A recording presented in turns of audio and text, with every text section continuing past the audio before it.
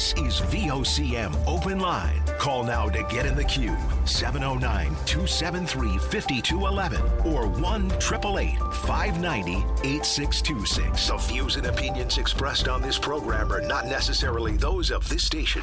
The biggest conversation in Newfoundland and Labrador starts now.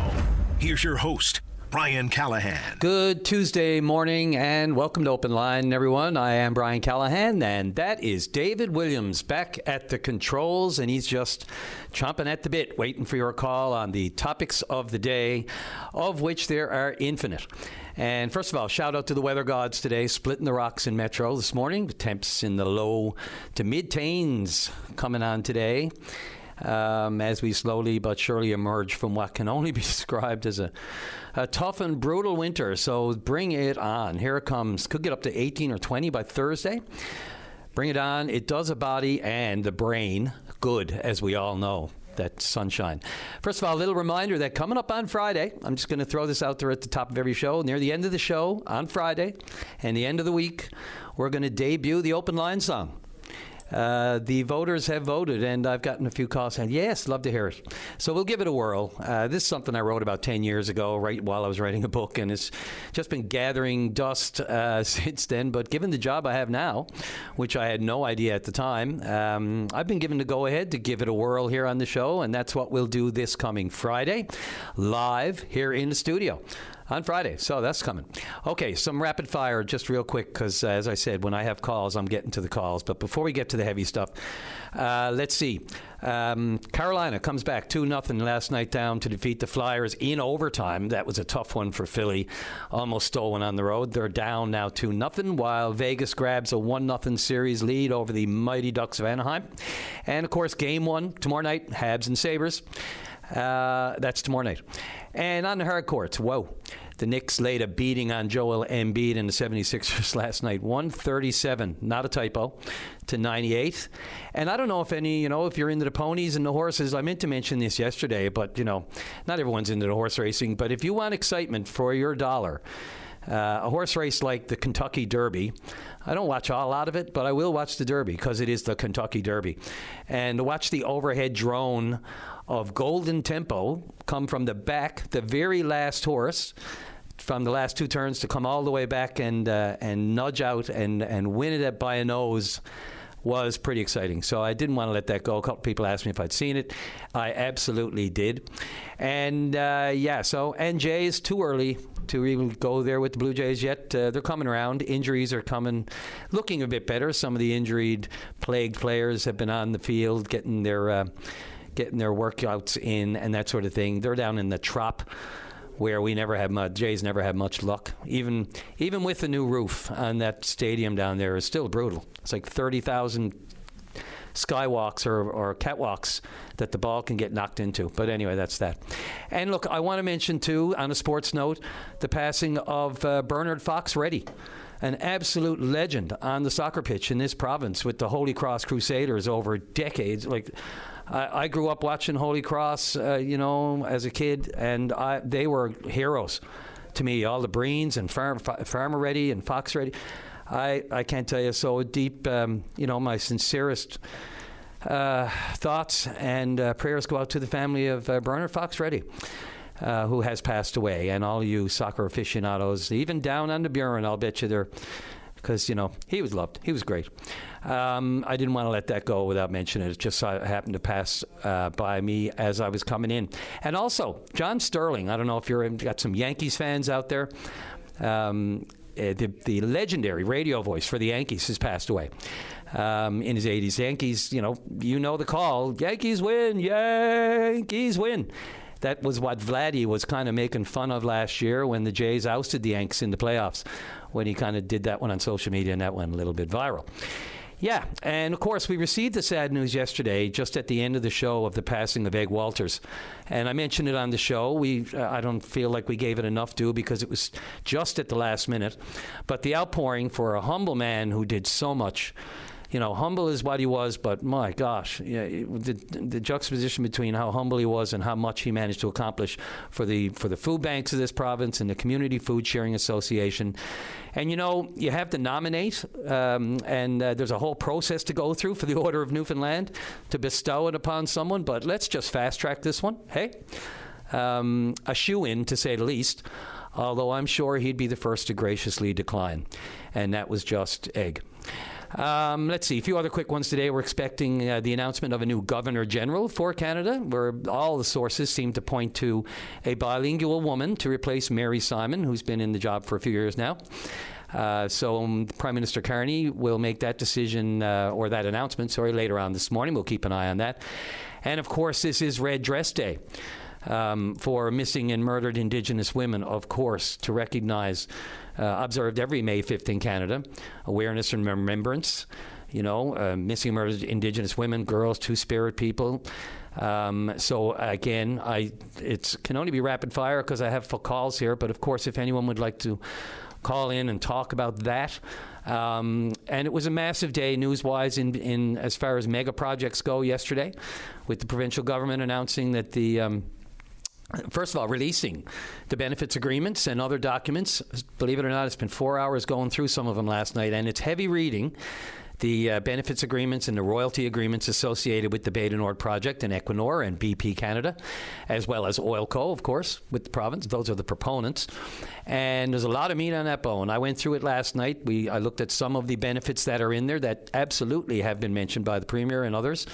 But a little bit more detail there, and it gets into it, but we can get into that, of course, at your leisure, if you like. And, of course, the MOU on Churchill Falls and Gull Island and everything, and the expansion. As I mentioned on the morning show a little while ago, I'm impressed that it came in on time. That's one thing. I mean, it's easy to delay these things, especially if you get the sense that the government's not really warm to it. But these things are always delayed. But kudos to the government. It did come in, or at least to the panel. They delivered it on time last Thursday. Unfortunately, now we have to wait 3 weeks to find out how the government feels about it. Even though they feel something about it now, and they probably know exactly how they feel about it right now. So, there's these things, the longer you drag them out, it's just going to be 3 weeks of speculation and rumor, and, it just hangs out there in the ether while we ponder, even though, as we all know, government always knows more than us. So we have to wait for them to express an opinion, even though I'd be shocked if they haven't already made up their minds, to be perfectly brutally honest. And they'll say they have to do due diligence. But there's also a sector of the public out there who believes that, they were never going to approve an MOU that was authored or inked or initiated by a Liberal government. It just wouldn't look good. Now, let's hope that doesn't happen. Let's hope that's not the reason if they do reject it and they say it's not what we want and they want to tweak it. And then, of course, it goes off the rails because Quebec is going to want to tweak it, and then we don't know where we'll end up. But they have the advice from the 3-member panel, expert panel that they put together. So they have it, and they have an idea what they want to do with it, but they're not going to tell us for 3 weeks. So there you go. And let's see, there are issues if you have received your census in the mail. Again, for those who can't do it online, we can get into that. If you've received the census and you're having issues there, we've been receiving some feedback on that level. And artificial intelligence, I'm going to beat that drum every day, even if I just mention it and move on, because it's one thing, to be concerned about it and, the different things that have been happening on social media with photos and altered and 6 fingers and whatever you want to call it in the rooms and other things. That's one thing on social media, but, I'll ask again, how much does the province, the provincial government, and the powers that be, the actual government workings, how much is it used right now? I've asked before as a reporter and never gotten a really clear answer, pretty vague. Ministers haven't known really exactly. So if you ask, they'll say, I'll look into it. We're not sure. So I don't know if there's a strict policy and how much we're going to go down the AI route as far as government business goes, but we do so at our peril. Just because it's already, the experts and the people who have even invented this stuff say it's gotten ahead of us. So there is that. And again, it goes back to the education report and the citations. and on and on. And so there are a ton of topics that we can get into, the MSC Baltic on the West Coast, on and on and on. But better than that, let's take a caller. Let's go right to line number 8. Sorry. You'd think number 1, wouldn't you? That's just me. And Lori Green with the registered speech language pathologist, President-elect. You're on the air. Hi there, Brian. How are you? Oh, it's a whirlwind to say the least. I'm fine. How about yourself?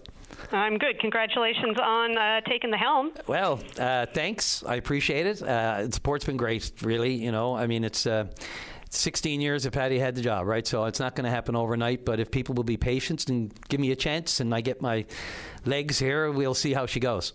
Absolutely.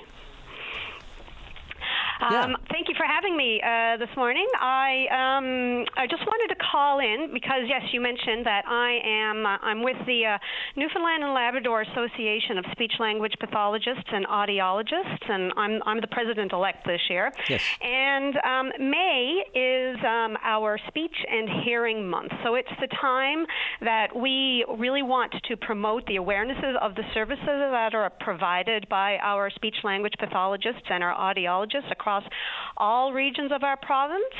And I also want to recognize the experience of people who are living with communication challenges in our province as well. So I thought that this would be a great opportunity to kind of highlight that and speak to your listeners on this.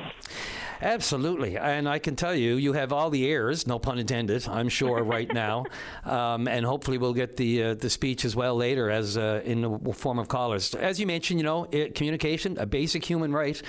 Yet the access is a real issue, Lori. And I know personally people who've been waiting a long time, and are in the queue, and they may have had, initial assessments and that sort of thing. But for young children and how we, their development as children, and if they have these issues, it's so important to get to them and have them assessed and treated, or at least some kind of therapy early on. But we know the wait lists are off the charts. What are you hearing?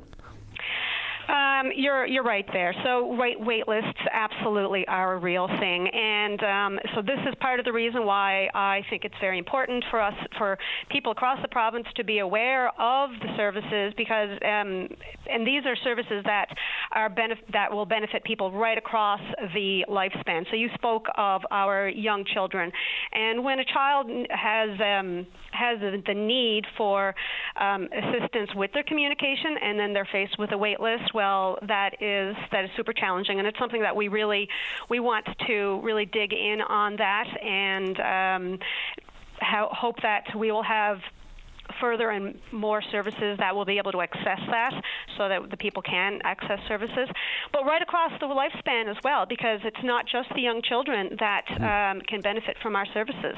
We work with people right from birth right up to the very end. We work. I don't work with children myself, but I work with adults. So I see people on the other side of the spectrum who are needing our services and can benefit from them. So the wait lists are definitely something that is a real challenge for us in our province. What else are you up against these days? I mean, and I can tell you, it goes back to the School for the Deaf even, and the issues there. What kind of communication are you having with government on the concerns that you do have? Well, we do meet on a regular basis, like a couple of times a year, with the government, just to explain ourselves, and so that we, again, the most important thing is an awareness of the services that we provide and the benefit that we can provide and how we fit into both the health system but also the education system. So we do meet with government on that front, but again, there can never be enough, and I know that in the past year or two, there has been a bit of a highlight on our services for a variety of different reasons, and we have seen some improvement. In there have been more positions that have been made available within the education system to help out our children there,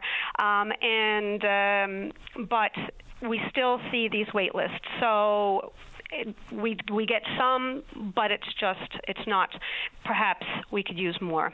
Yeah, and we also have across the province, we have issues. We've got a lot of vacancies as well, so we're really trying to promote our services across the province too. Yeah, I was just going to say, and staffing shortages are a problem for everybody these days. But I'm wondering too.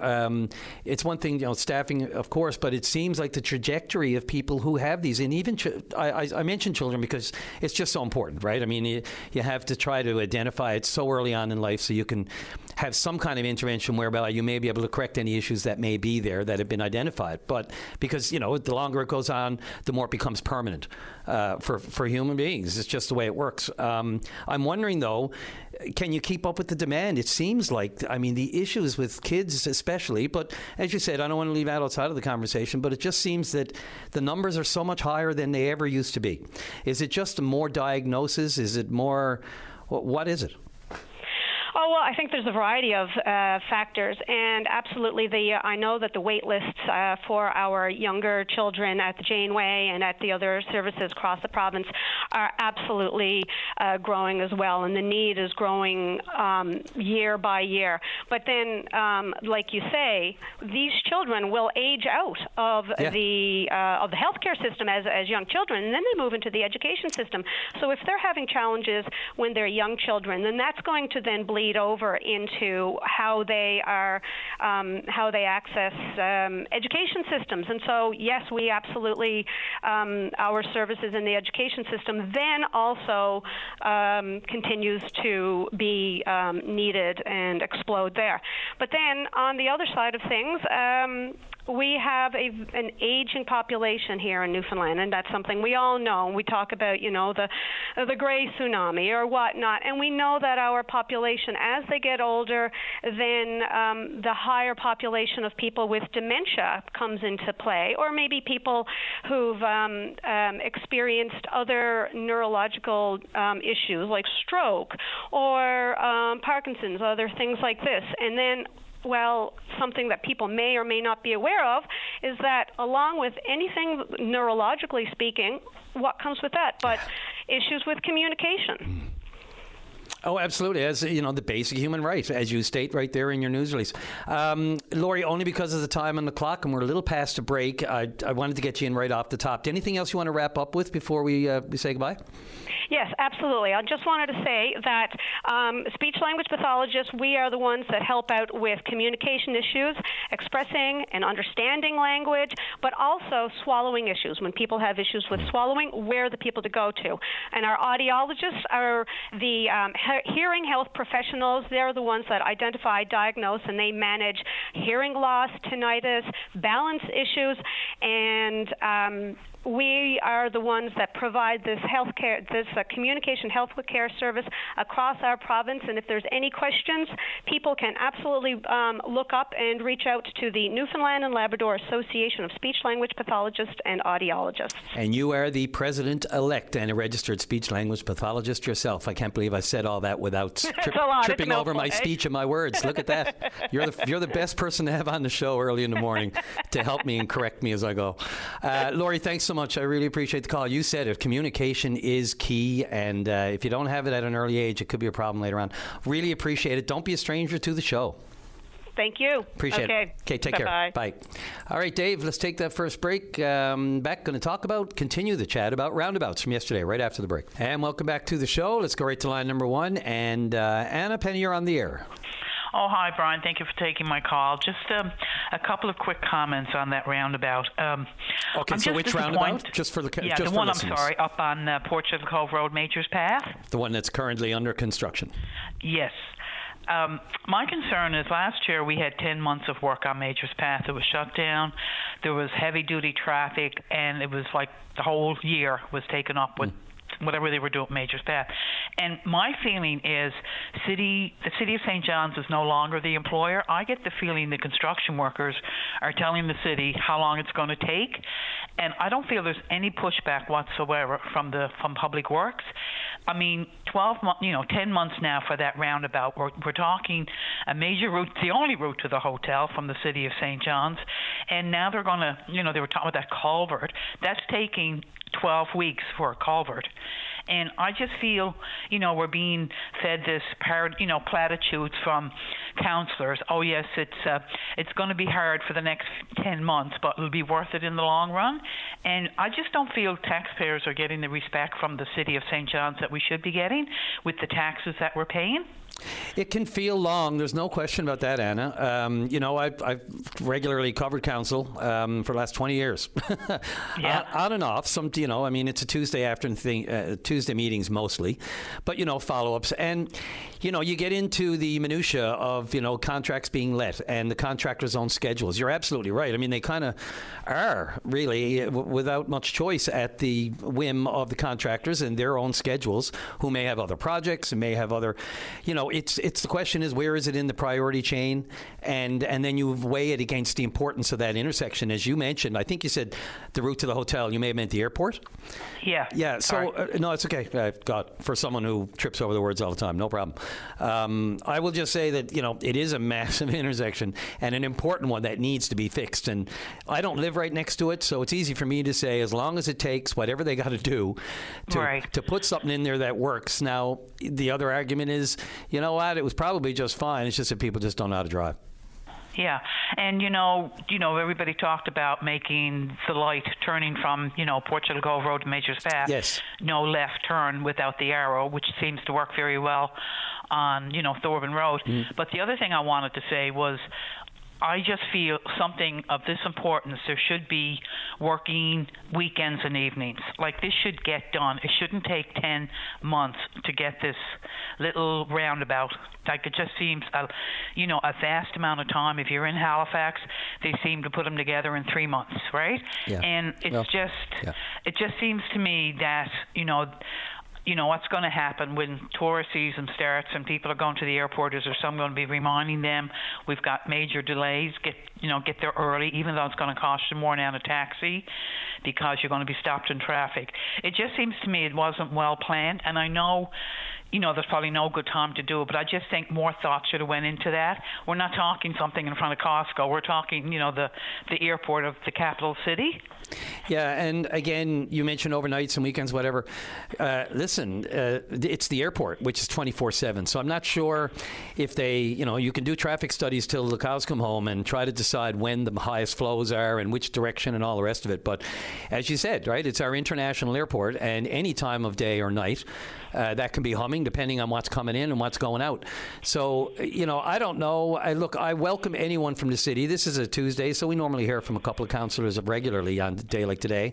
So we'll certainly put it to them. I know Greg Noseworthy, sorry for interrupting, is the councillor for the transportation road. So I'm hoping that Greg will come on and probably, give us some better answers than we've been receiving. Yeah, I will quote directly from the area councillor, Jill Bruce, who mentioned, she's been dealing with this the past 2 years, asking for residents' patience and consideration with this one. She said it's going to be a major project. It's going to cause a lot of delays. We're not going to sugarcoat it, but it will be the last major construction project in this area for the foreseeable future.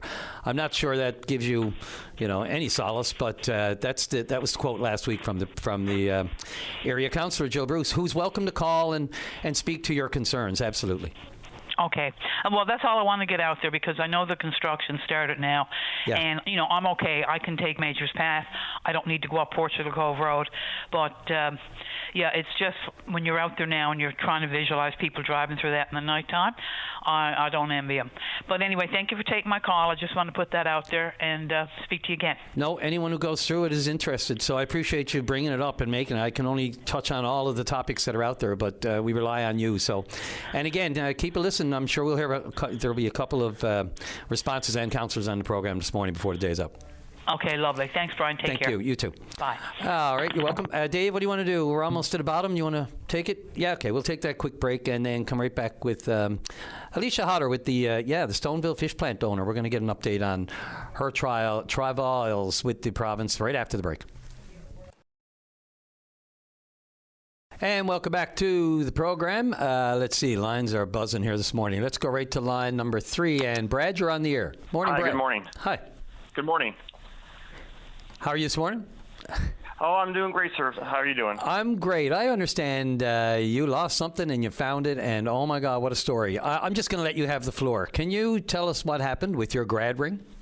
Yeah, so I had a graduation ring. I graduated from Memorial School of Pharmacy back in 2002.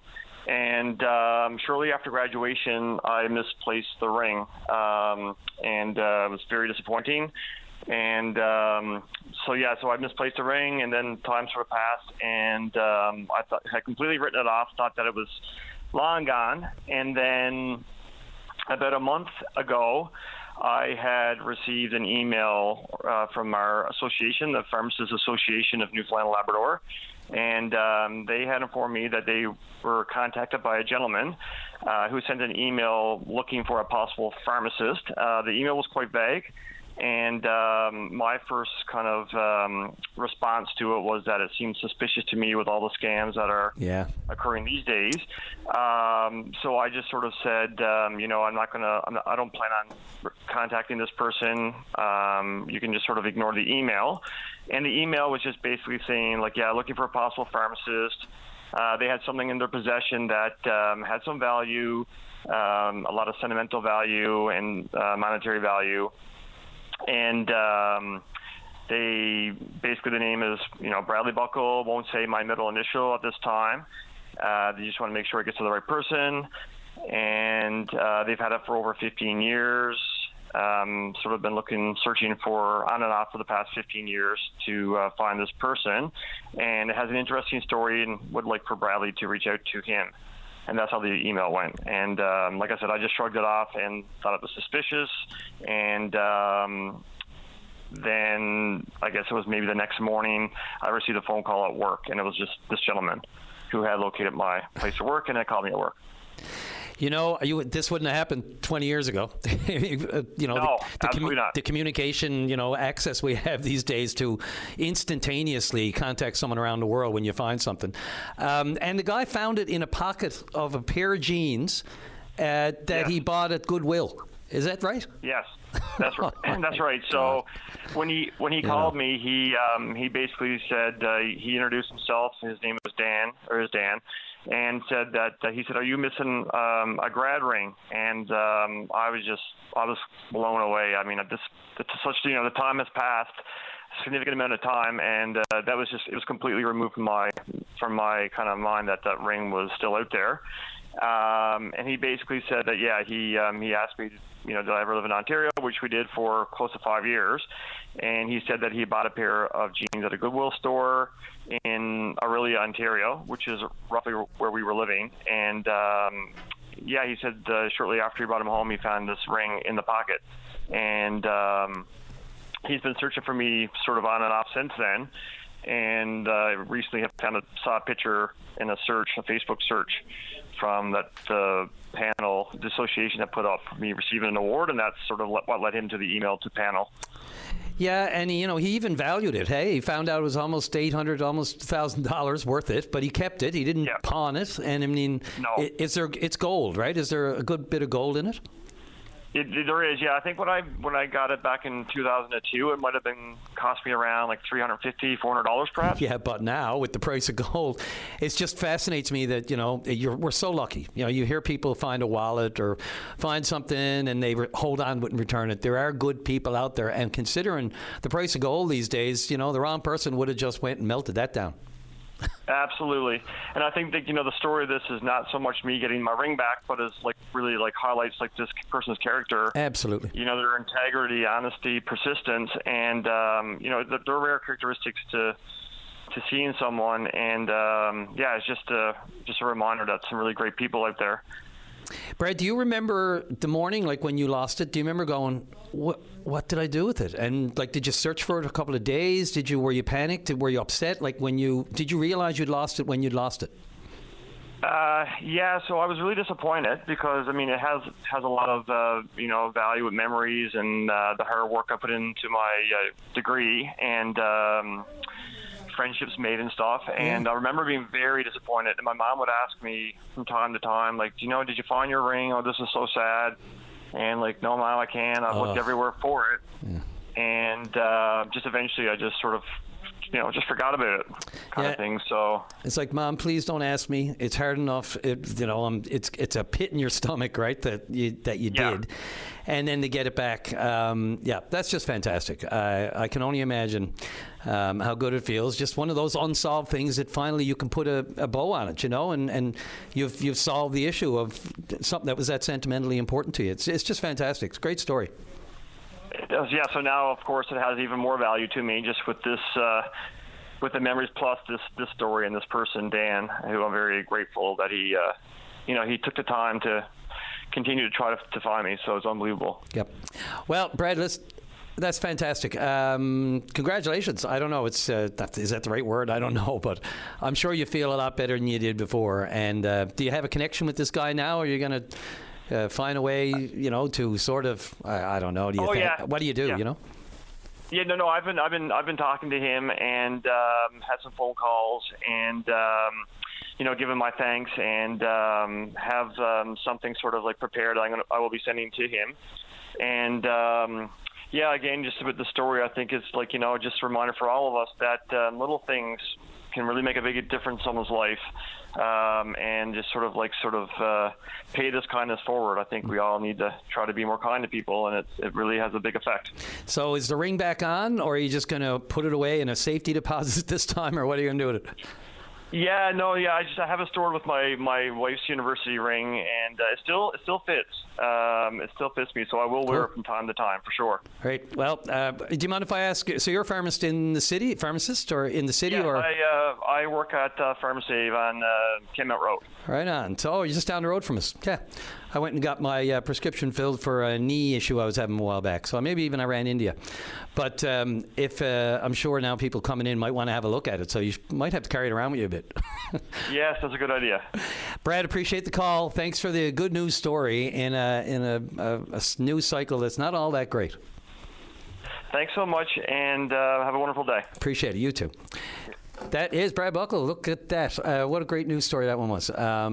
Always looking for the positivity in anything we can have. Where'd you say I'm going, Zipper? Going to line 4. And Mike, you're on the air. Hey, good morning, Brian. Morning. I'm calling to get to improved awareness on the need to be zipper merging at a lot of these construction sites where the traffic slowdown is very, very frustrating for everybody, especially I guess now that construction on Porch Cove Road there, that's going to become a challenge, no doubt, as the previous caller mentioned. People are just not zipper merging. I've always done it.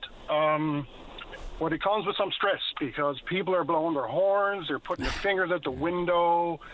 Man, if we were allowed to carry weapons, I wouldn't be able to talk to you today. Don't go there. I'm telling you, it's people behave badly when you zipper merge.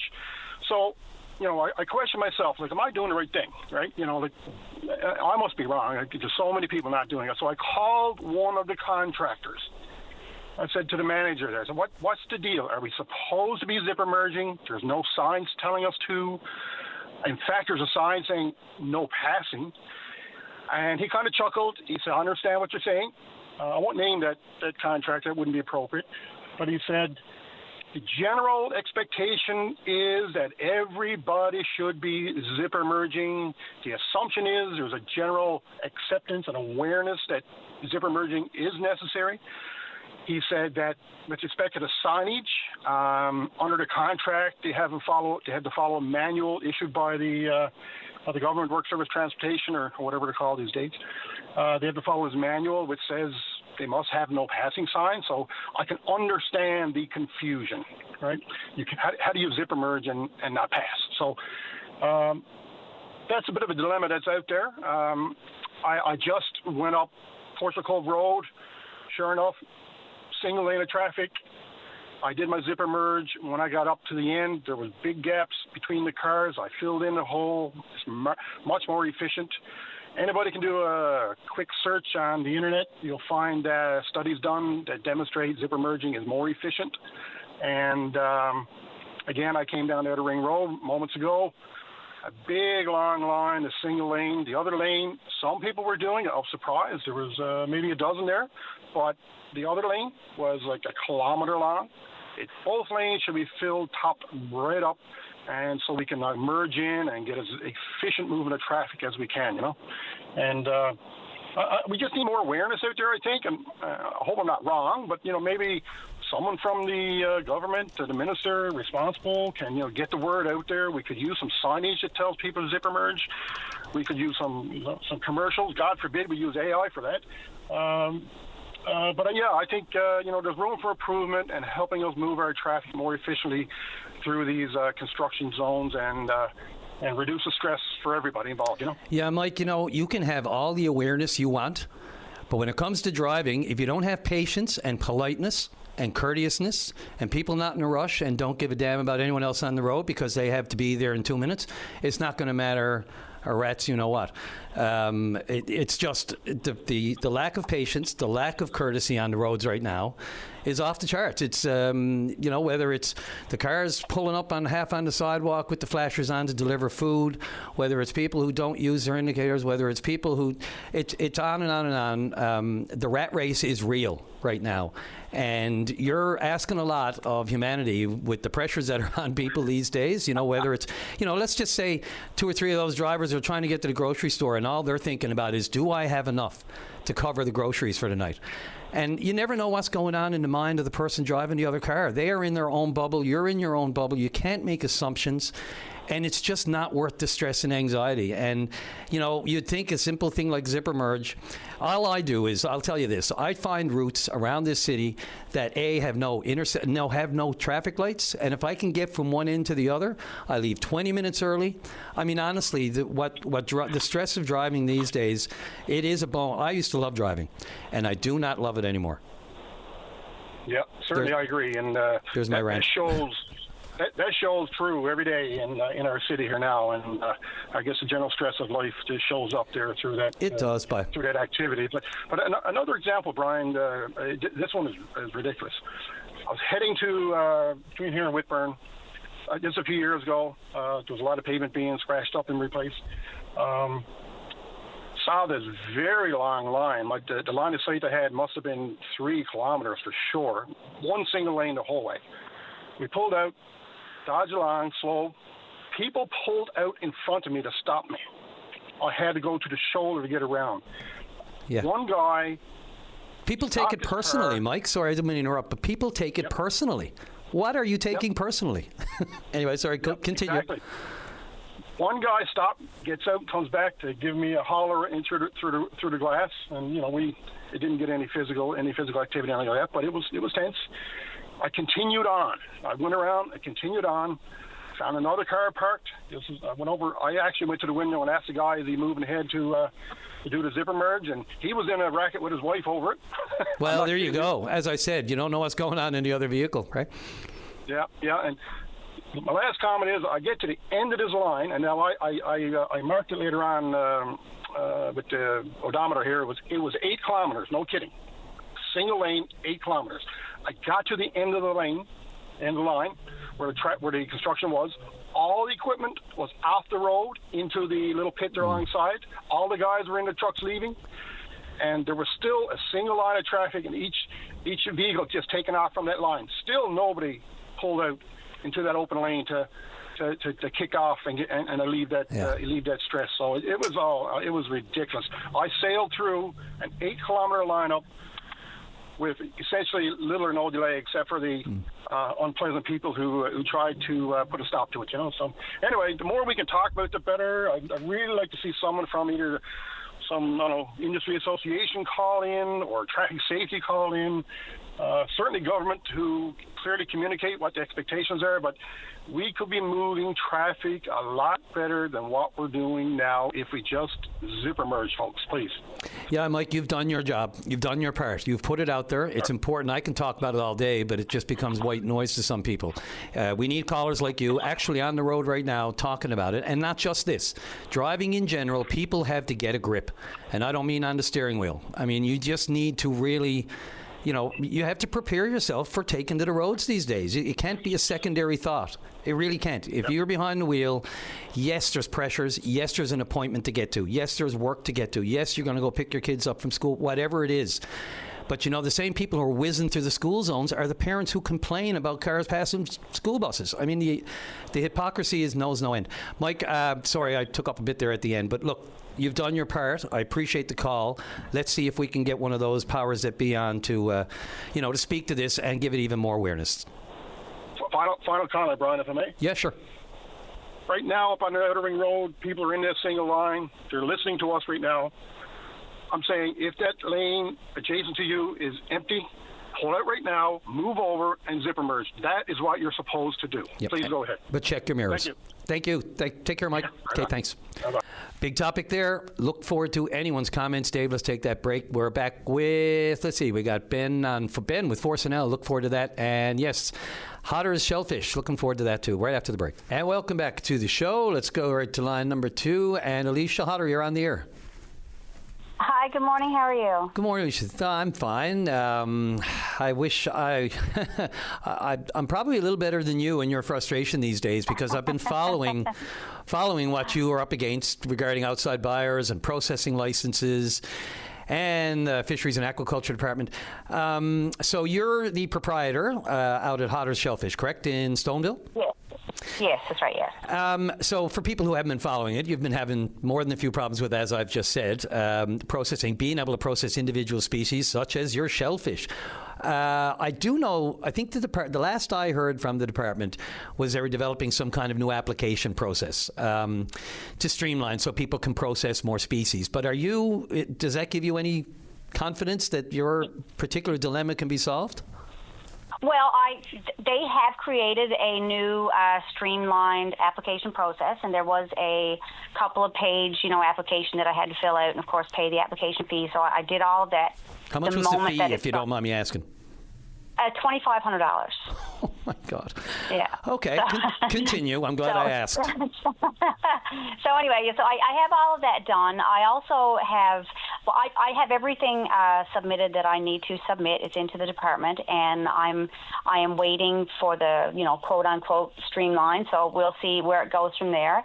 I wanted to call in today mainly just because I told you that I was going to call back and keep you in the loop of things, and I just wanted everyone else in the province to know that, I haven't dropped the ball on it. We are still waiting. I've done everything that I need to do, and I'm basically waiting on approval. I feel like I'm writing emails and calling the Department of Fisheries so often that I feel like I'm probably getting on their nerves. So I said, okay, well, I'm going to stop that for a little bit now, and now I'm going to, I can't just lie down and wait. Do you know what I mean? When you deal with government, I've been dealing with it for a long time. I understand that you can't. There are so many pressing issues that it's very easy to lose yourself in the bottom of a pile if you give up the fight. So I don't want to do that, but I do want to. I'm not saying anything bad about them right now. They have it on their desk. They confirmed to me yesterday it was on their desk. So I'm waiting, I guess, for an approval.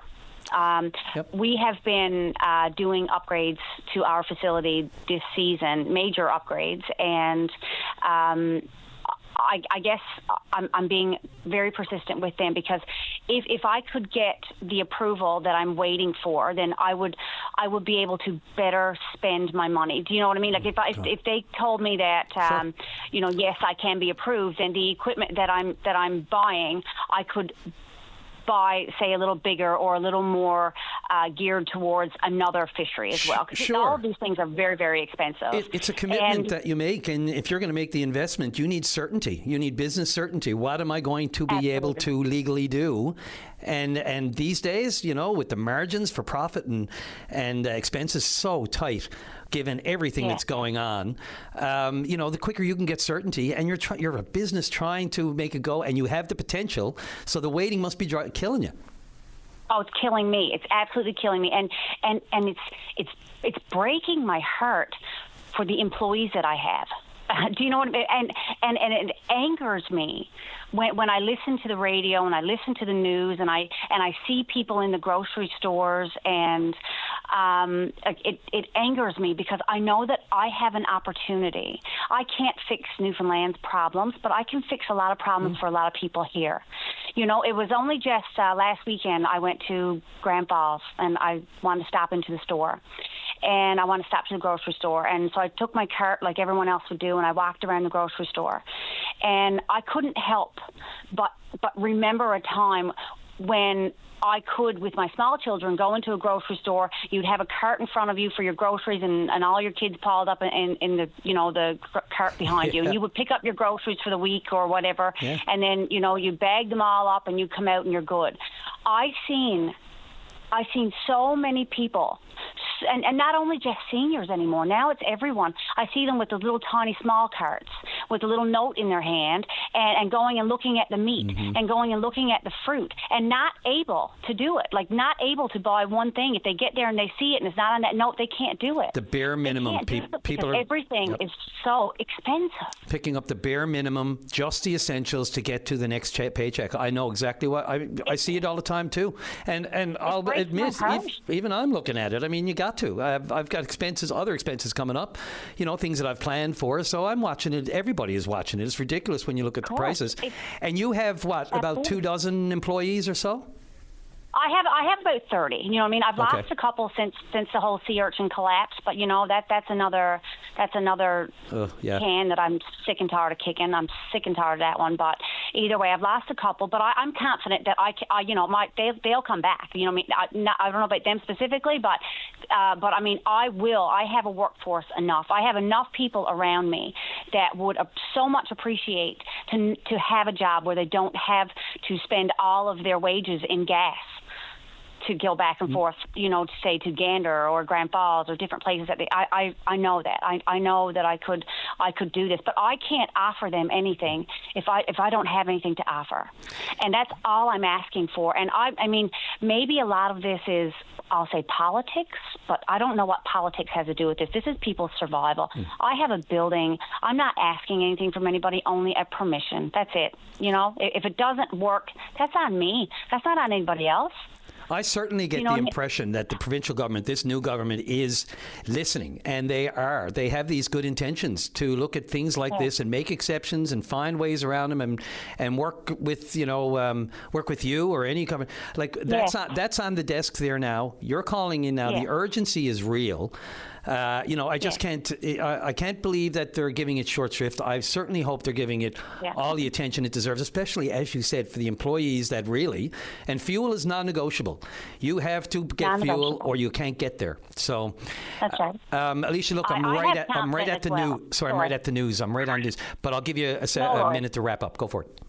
Okay. I just want to say that I am also very confident in this new government, and I have all of my faith put in them, and I understand they have a job to do, and I respect and everything, and they are good. They work with me, and they answer my calls every single day. Do you know what I mean? So I do have faith, and I hope that in the short little while I can call you back and we can celebrate. I really hope that. But I just want everyone to know that I'm still fighting. I'm still on this end, and I'm going to do what I say I'm going to do. And I love the fact that you're still out there talking about it, even though the application is before government. There should be no, holding that against you. You're advocating for you. You're letting people know you're working on it, and let's hear from government and know they're working on it too. Alicia, thanks so much. Good luck with your operation out there and all your employees. All righty. Thank you very much, Ron. You have a great day. Thanks. You too. All right, Dave, off to the news. Let's do it. Welcome back to the show. Just going real quick comment back on the zipper merging topic, blowing up a little bit here in my email. Quote from Mike: "The simple fact is that the majority of the public believe, quote, zipper merging is butting in line, no matter what the official position is." Agree 1,000%. Let's go right to line number one. Ben Oates, you're on the air. Good morning, Brian. How are you this morning? I'm getting there. The weather is getting there. The weather is absolutely helping, Ben. Yeah, no, absolutely. I'm looking forward to taking the dog out later on. Hopefully we've rounded the corner, but I'm not putting the shovel away quite yet. Because last time I did that, we got 20 centimeters. Yeah, me too. I take them up from outside the back door and put them up in the front porch, and I'm not doing it. I refuse. I'm just gonna. Yeah, it might be middle of July, but can't jinx it. Right. Anyways. Introduce yourself, Mike, for people who don't know the Force and L and that sort of thing. Or sorry, Ben. Absolutely. So. For your audience, I'm Ben Oates. I'm chair of Force Newfoundland Labrador. Force is an acronym, stands for Friends of Renewable Churchill Energy. We're a group of young people here in Newfoundland and Labrador who, in the wake of the 2025 election, became concerned about the future of the development of the Churchill River, and we decided to get together, pen an open letter, and get some activism going. Basically, add a youth voice, add a positive voice in support of developing a Churchill River, because we know there was a lot of negativity, there was a lot of noise around it. We wanted to add a supporting voice, and I'm basically just calling in today, as you mentioned in your preamble, the government is approaching the May 19th deadline they've set for themselves to release the report. So I wanted to call in and basically just give my 2 cents on that and give Forces 2 cents. Let's hear it.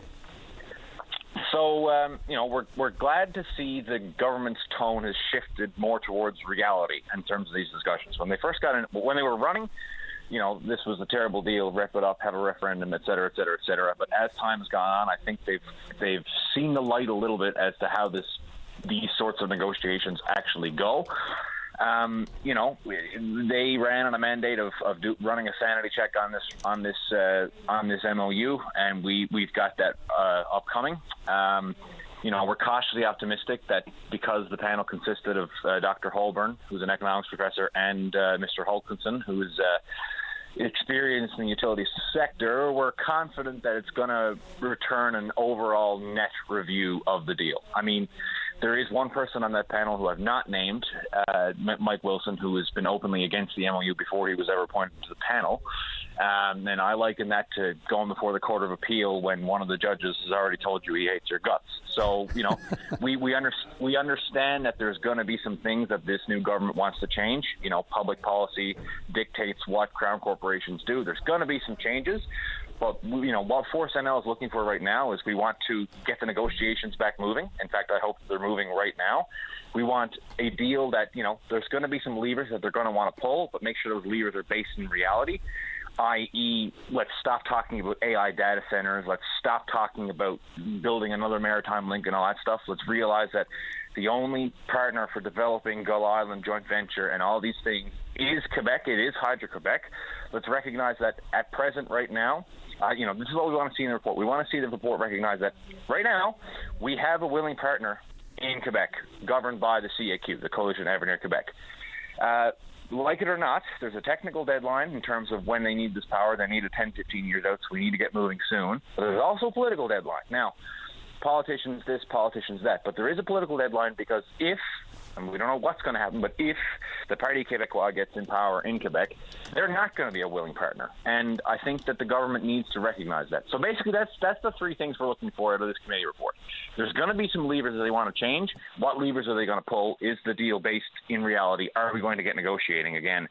And, that's basically the 2 cents. We want to get this thing going because just for your audience's, sorry to ramble on a little bit, but for your audience's perspective, the construction, never mind the ownership structure, et cetera, et cetera, et cetera. We can imagine that that's what they're going to want to change.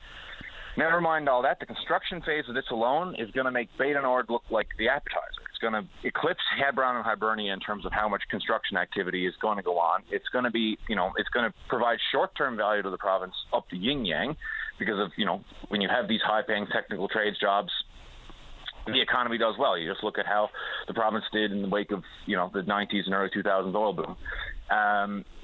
Couple that with what we at Force believe is a fair value proposition in the MOU, and what I believe the government will negotiate is, I hope they negotiate a fair value proposition for Newfoundland and Labrador.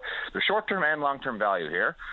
And we want them to get it moving because we bloody well need that project. And I think that the government first thought they could get away with not having it, but it seems that Premier Wakeham and Minister Parrott have seen the light. And I'd say seen the light, seen the books, Ben. Yeah. That's what happened, as far as I'm concerned. They knew it was bad, but it's one thing to think it's bad politically. Until you get in, you have the power. Now you have to think economically. And they've seen the books. They know the situation we're in. We all know the situation. You can't hide the budget. You can't hold on to that for 3 weeks after getting it and say, we'll let you know, which is what they're doing with the MOU. And that's fine. Look, there are technical things they have to do with it. I get that. But the fact that they've said we have it, but we're not going to form an opinion. I mean, look, that kind of stuff. It's just the little things like the delays. And look, the Liberals were absolutely right. They saw it coming. We are blessed. We have the three prongs, right? We have the fossil fuel that still is necessary, and I don't need to go into all the reasons why we need that right now and what it's doing for our provincial bottom line in revenue.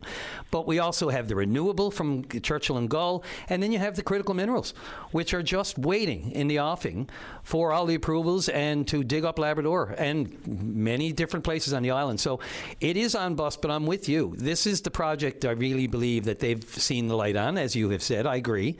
And again, this isn't partisan at all. This is reality. When you look at the books, that's when it sort of really hits home. Reality kicks in. Is like, we do have this at our fingertips. This can solve it, and we can still do the other things. The only question I worry about is how much the question in their minds is how do we save face in the political realm. You know what I'm saying? I mean, yeah, I'm going to let the politicians make the hay out of it. They're going to figure it out. We saw, not to throw a dig, but we saw what they did with Beta Nord, right? They have no problem, I won't call it reneging, but they have no problem dressing up their campaign promises versus what they actually do in government as being the same thing. We'll leave it there. I'll leave the politicians to make hay out of it, but I'm hoping, for the love of God, that they are willing to, I won't call it backpedaling, but, to crystallize their messaging around this, crystallize their strategy. Because, I'm gonna give them some credit and say that the Premier has been a little bit more firm in what they're doing, i.e. he's been saying, yes, we're going to get back to the negotiating table. I agree. We're going to do this and all that stuff. And that, we're happy. I'm happy to see that. And credit to the government. That's all Force has been asking this whole bloody time. It's just, what is your plan?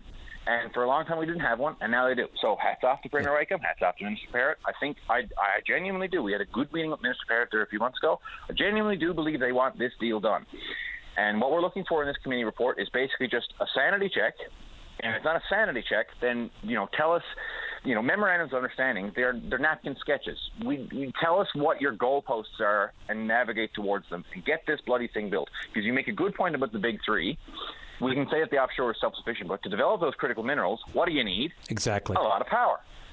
And none of that gets happened. None of that gets done unless we build Gull Island, unless we do the Churchill Falls 2, unless we do the CF1 expansion upgrade program. So we need to get moving. That's what we want to see. Get this thing going. Let's roll. Yeah, I think one of the hardest things is whenever they say we just need to get the best deal.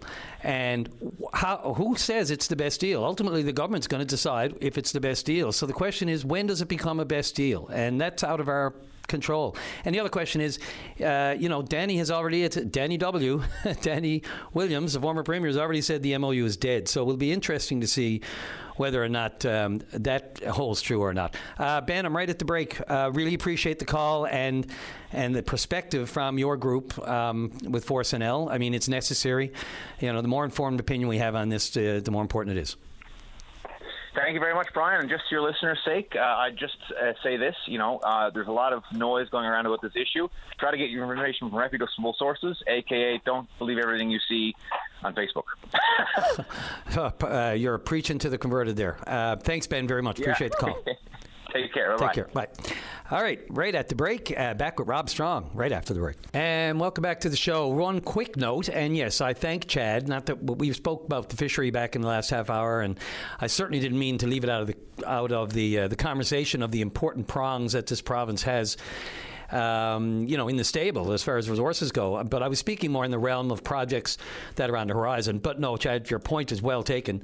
The billion-dollar fishery, I mean, we broke records in the past year, $1.3 billion in the last year. So the fishery is most certainly crucial, will always be, depending on how we fish it. I guess that's the best way to put that. But I look for more comment on that. Let's go right to line number 3. Rob Strong, you're on the air. Hey, Brian, good morning, and thank you for calling. How are you? I'm great, and thanks for being available because it was a big day yesterday. And, Rob, you're not going to believe this, but I actually sat down for a few. I didn't sit down. I stand up when I do any work because I get too comfortable. But I went through some of the benefits agreements last night. I went through the royalty agreement. It's pretty heavy stuff. But, so the devil is in the details, the $100 million that's there for different infrastructure and surf projects, such as the subsea. and the commitments, to do whatever they can in this province, on and on it goes. Have you had any chance at all to dig through the Beta Nord documents? Well, I haven't touched the Waldy agreement, and I haven't touched the agreement that discusses the Newfoundland option to purchase an equity position in Beta Nord. But I have gone through and you're correct, lengthy document. I've gone through the 10-page benefits agreement at least once, but it's such a comprehensive agreement. It encompasses so much. It needs a further review, but there it is. You talked about surf, and for your audience, we're into buzzwords again, Brian. We're into surf. We're into Christmas trees. I saw that. FID. I had to do a double take on the Christmas trees when I was looking down at the turrets and all that stuff, and the topsides, and the requirements for person hours and all that thing. And I saw Christmas trees, and I know it's an industry thing, but I chuckled. I can understand the frustration of the John Q. public who are not involved in this industry when it comes to the acronyms we use in this business. But basically, a Christmas tree is somewhat of what we used to call a blowout preventer stack, and that is basically a piece of equipment that sits at the top of the well.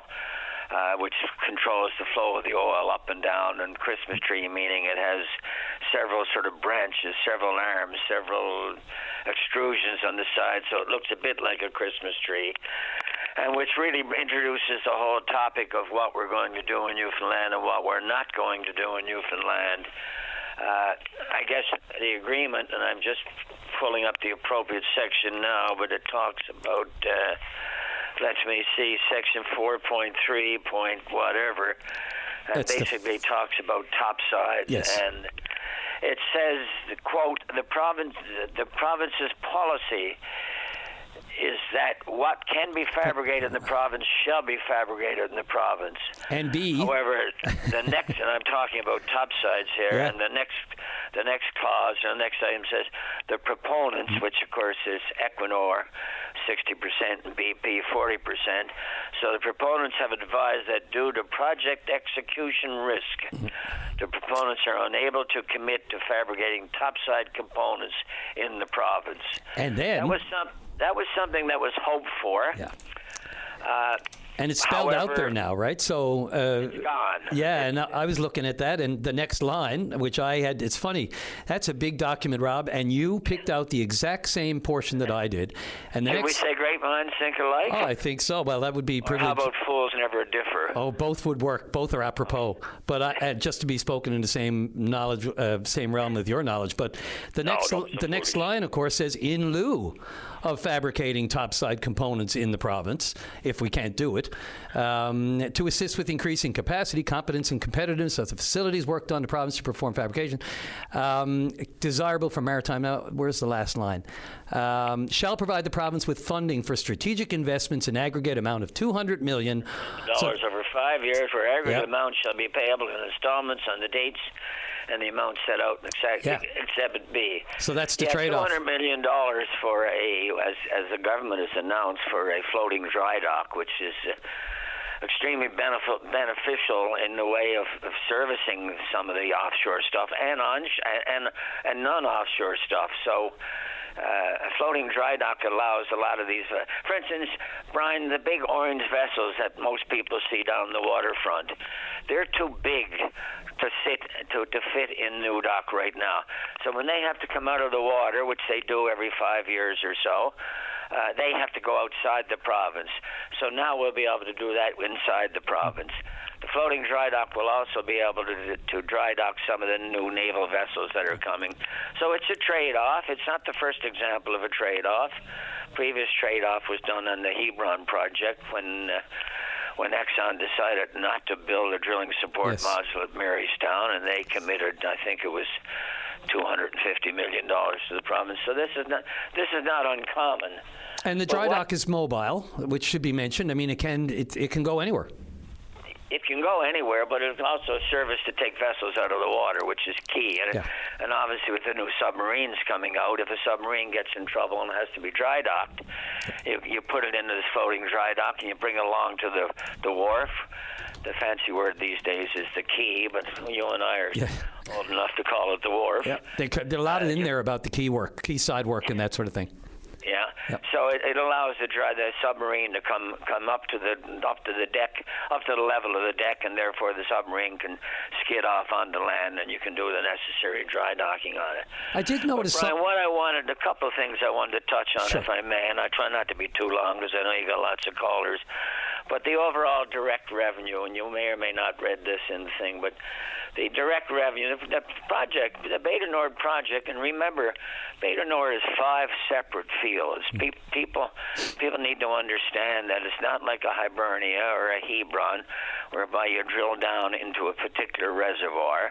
In this case, in the Flemish Pass, Beta Nord is 5 separate fields, and Equinor and their partner BP have decided to develop just 2 of them at this stage, with the potential to add the other 3 as we go on.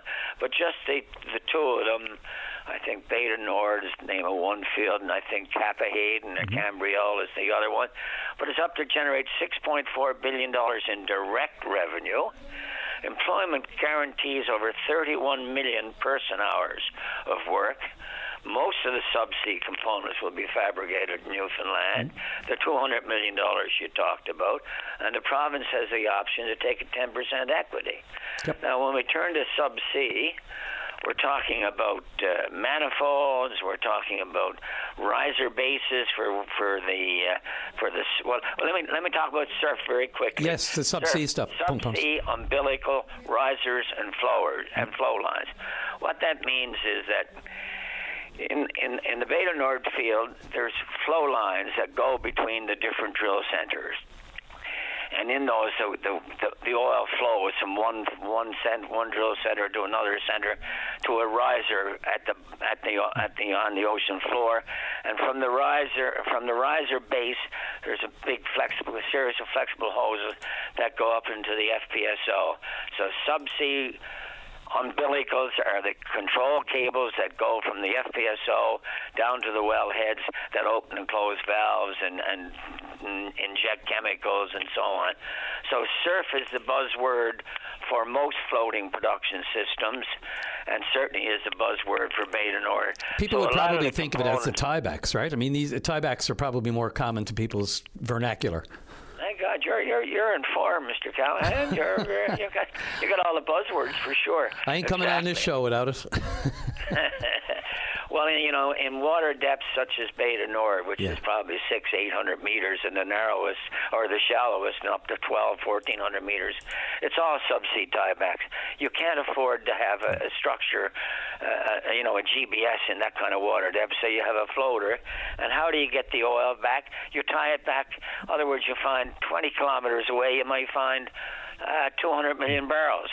200 million barrels doesn't justify a new building, but boy, if you can tie it back, i.e., run a pipeline from that area back to the FPSO, then you can increase the economics of your field substantially. The other thing I like about this agreement is and I know Equinor very well. I mean, I've been going back and forth to Norway for years, and Equinor, as you may know, is owned, I think, 68% by the Norwegian government. But what I like about the wording in this, and the proof is in the pudding, but what I like about is their desire to communicate to the supply community, to do supplier development seminars, to provide. And here's a good example. If Equinor awards a contract, Equinor goes out with what we call an expression of interest if they want something built.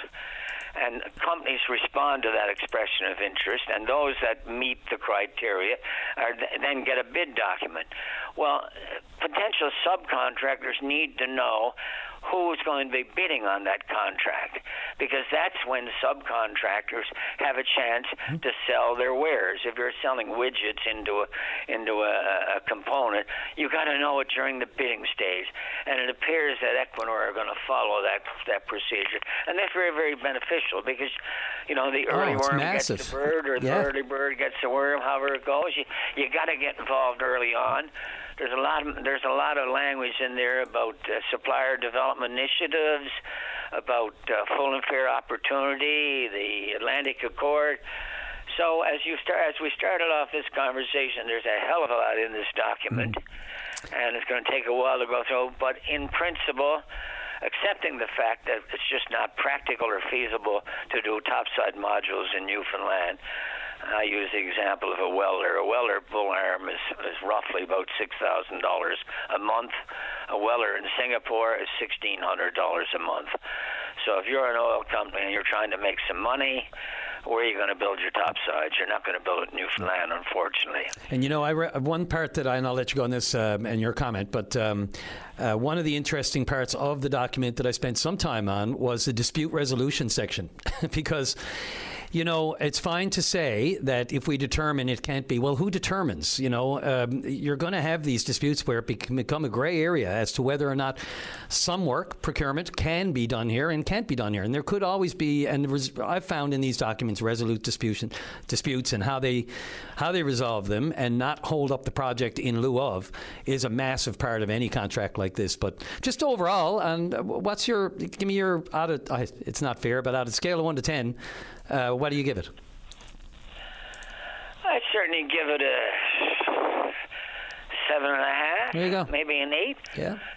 And one of the major reasons, of course, is that this is the first development in the Flemish Pass. Yeah. And that's critical. Yeah. I mean, the Jeanne d'Arc Basin, the area where Hibernia and Hebron and Terra Nova and White Rose are, I don't think there's a lot of big, what we call elephants, 500 million barrels or so left. So we have to look to new basins. And once you get one development, like we got at once we got Hibernia, other developments came along. Yeah. So I think it's critical to have a new development in a new basin, because I think, you know, elephants never travel alone. I used that example back in 2015 when I was in Guyana, when a reporter asked me, Mr. Strong, he said, rumored that Exxon has got a 500 million barrel fine. How do you class that? And I said, I class that as an elephant in the world of oil and gas, 500 million barrels. And I said, never forget that elephants never travel alone. And lo and behold, look what's happened down in Guyana. They now have 5 FPSOs producing 1 million barrels. So I think the important thing for people to gather is that the development of Beta Nord may indeed spur further developments in the Flemish Pass, and that's what we need. We need some more big developments to keep the revenues flowing, keep the royalties flowing, and keep the creation of jobs. And what this doesn't address, and I'm sorry I'm going on for so long, but what this doesn't address is the long term. You know, Equinor will be looking for 5 new supply boats to run this platform. They'll be looking for helicopters. They'll be looking for catering crews. They'll be looking for mud companies and cement companies and diving companies and catering companies. Spin-offs are incredible. And phenomenal. So yes, the construction activity is good for everybody, but let's not forget that this is a 25-year development. Yeah, and on that note of not forgetting, elephants also have great memories. So there you go. Rob Strong. Well, you're not bad yourself, Mr. Callahan. I appreciate that. I'm just getting my feet wet here, and I'll do better, Rob. I promise. Well, not to worry. You're doing fine. Appreciate the call, Rob. Please stay with me. I'm happy to, Brian. Always a pleasure. God love you. Thanks. We'll talk soon. All right, Rob Strong. Can't appreciate his expertise enough. Let's take the break. A little bit late, Dave. I'm sorry, but I'll make it up to you after break. And welcome back to the show. Let's go to line number 4. Tom Babcock, you're on the air. Good morning, Brian. First of all, congratulations. And secondly, thank you. I say thank you because I had a bet with my brother, who used to be the acting high sheriff of the province.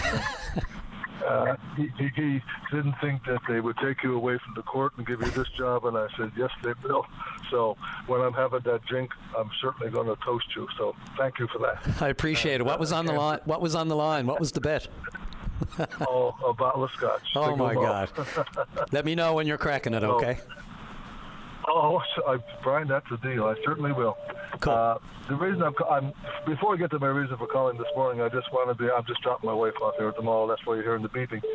The reason I call you this morning, I'll get to in a moment, but I'm hearing some information now that the disability advocate position it's in the works and it's proceeding, which I'm very grateful for, because 30 years ago when I was working for Roger Grimes and he encouraged me to go to the hub, shortly after being there, I spoke to him about the need for a disability advocate. So I'm glad, really glad that it's finally got to the phase that it's got. But one of the things I'm hearing, which is a little disturbing to me, has to do with the fact that one of the criteria they're looking for when choosing the disability advocate is that the person has to have a disability. Now, I've been at this for 30 plus years. I have a disability. I was a victim of a suicide attack in Europe while serving with the military. I lost my arm, I crushed my feet, my knees, and all that kind of stuff. But that has had no effect whatsoever in my ability to advocate for persons with disabilities. A person with disabilities should be somebody who has the knowledge they need for all the needs of persons with disabilities. And that's a financial background, certainly a little bit of a legal background, and being aware of all the housing concerns of persons with disabilities, and a host of other things. And again, having a disability, like in my case, I acquired my disability. I had my university education. I was a senior manager, financial manager, before I got my disability. But the people primarily that we've been dealing with that need assistance are people who have born with disabilities primarily and who are socially disadvantaged. So from that aspect of it, I would urge government to please choose the best candidate, because that's like saying a gynecologist has to be a woman. So choose the best candidate, please, and don't let the guiding factor be that the person has a disability. That's my blurb on that part. The main reason for my calling, of course, is just to let people know that we're making great progress on putting the apartments at the hub. We got all the approvals in place finally. Yay! We will have six housing units, which will hopefully be finished by the summer. And of course, we got to furnish them. So what we're looking for is for people's help. Like, as you know, we've been helping the community for a long time with a lot of things. So we need to have 6 beds and all the bed clothes and things that goes with it. We need we need a dryer. We already have a washer. We need some things like that. Mm-hmm. So if the people across the province that we've helped over the years would like to help us out, either with some kind of a cash donation, or if they have some of the things that we would need, then man, oh man, I'd be very appreciative of that. So, yeah. So I was going to say, I mean, look, we've had this. Yeah, I'm just really happy to hear about the apartments, Tom. I mean, I think we first started speaking about this when it came before council, 2 years ago now? Is it that long? Yes.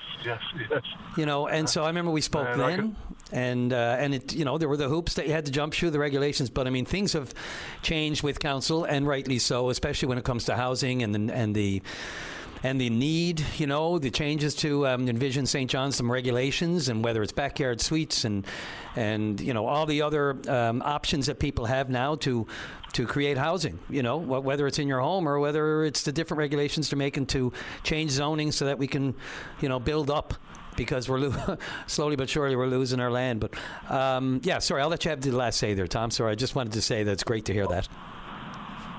Oh, yeah, well, thank you for that. But yes, I could write another book, of course, about the trials and tribulations of trying to get this thing finally approved. But, it's done. We're happy with it. And it will most definitely, of course, be for low-income people and geared towards, of course, people with disabilities, because that's our mandate. But if there are people out there who would like to assist us with some of the needs that we're going to have, Newfoundland Labrador Housing and former Minister John Abbott played pivotal roles in getting this source. John did in particular, and now the people over at Grayson, over at Newfoundland Labrador Housing, has been tremendous help for us. And of course, funding it for us. And we really, really, really are appreciative. And I'm sorry the 6 people who get to go into these brand new fully accessible apartments, I'm sure will be appreciated too. So, and again, thank you and congratulations for your job. Thank you for the bottle of scotch and good luck with it. I know you've taken out a lot here. I know you're going to regret this later, but hopefully I hope not. You'll enjoy it. So, hey, look, quite a job, as you know. Absolutely, it's a task, and I'm just appreciating all the patience people are having with it. And Tom, just to echo your comments on the disability advocate, yes, please let it be someone with, lived experience at the very least, and not just in a physical disability. We know we've evolved to the point where mental disabilities are, finally it's becoming recognized for what it is, an epidemic, period.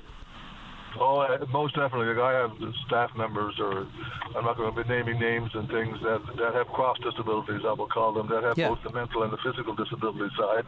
And that's just as onerous a task on advocates is dealing with those types of issues, because a lot of these people rent, they're tenants, and some of these landlords, as I'm sure you're aware as much as I am, can be bullies, and will try to do things to these people, and many of them can't read or write. So that is a task in itself, dealing with it. So again, to echo your comments and mine, I'm saying to the government, please just don't let the person with their disability, and I'm speaking from experience here, I have a disability, but that in no way affected my way or my abilities to be able to advocate for people with disabilities. Tom, always appreciate the call. Thank you, and we'll keep an eye on when the announcement's made. Thank you. Okay, take care. All right, Dave, a couple of minutes for doing... I've shaved a minute off my last lateness to the break, so let's go right to the break and back with Ward 1 Councillor in the City of St. John's, Jill Bruce, right after the break. And welcome back to the show. We'll call this next segment the Municipal Politics segment. Just before we get to Jill Bruce, just a quick note that today is by-election day in Port-au-Port East, in the town of Port-au-Port East on the West Coast, of course. And voting station is at the town office, and it'll be open until 8 o'clock this evening. So the town is urging people, please exercise your democratic right and get out to vote. And a side note, Port-au-Port, that was the district that my father represented in the House of Assembly. I'm going to take this opportunity to shout out to my dad, who posthumously, of course, my dad passed away a few years ago, but made his mark on politics and media in this province, to say the least. And yes, that was his district back in the late 60s, early 70s, Port-au-Port. And whenever I see Port-au-Port, that's all I can think of. Let's go right to line number 1. And Councillor Jill Bruce, you're on the air for the City of St. John's. Thank you, Brian. Congratulations on taking over the reins. Thank you very much. The congratulations word is nice. I just wonder, it's always... the trepidation can be right alongside it. I understand what that feels like, believe me. Yeah, I do know, you know. It's particularly when particularly regarding this issue that we're about to discuss. Yeah. So did you hear the caller earlier this morning, I wonder? I caught the tail end of it. So I want to clarify one point in case anybody's reaching out and wants to get hold of people here within the city. Yeah, and just to be clear, this is about the new roundabout going in at Portugal Cove and Majors Path. Yep. Yeah, so just a clarification, our council lead for engineering, transportation, and mobility is Councillor Kate Cadigan, because I think she had mentioned it was Greg Noseworthy, but it's actually Kate Cadigan, just in case people are reaching out. Yep, absolutely. So I am taking the lead on this one because I do live up in that area, so I'm traveling this one every day, so I'm well aware of what's going on. I guess a couple of things I'll mention. So I did hear the part about why don't we do the work at night, and I have seen that comment a couple of times now in some of our social media posts.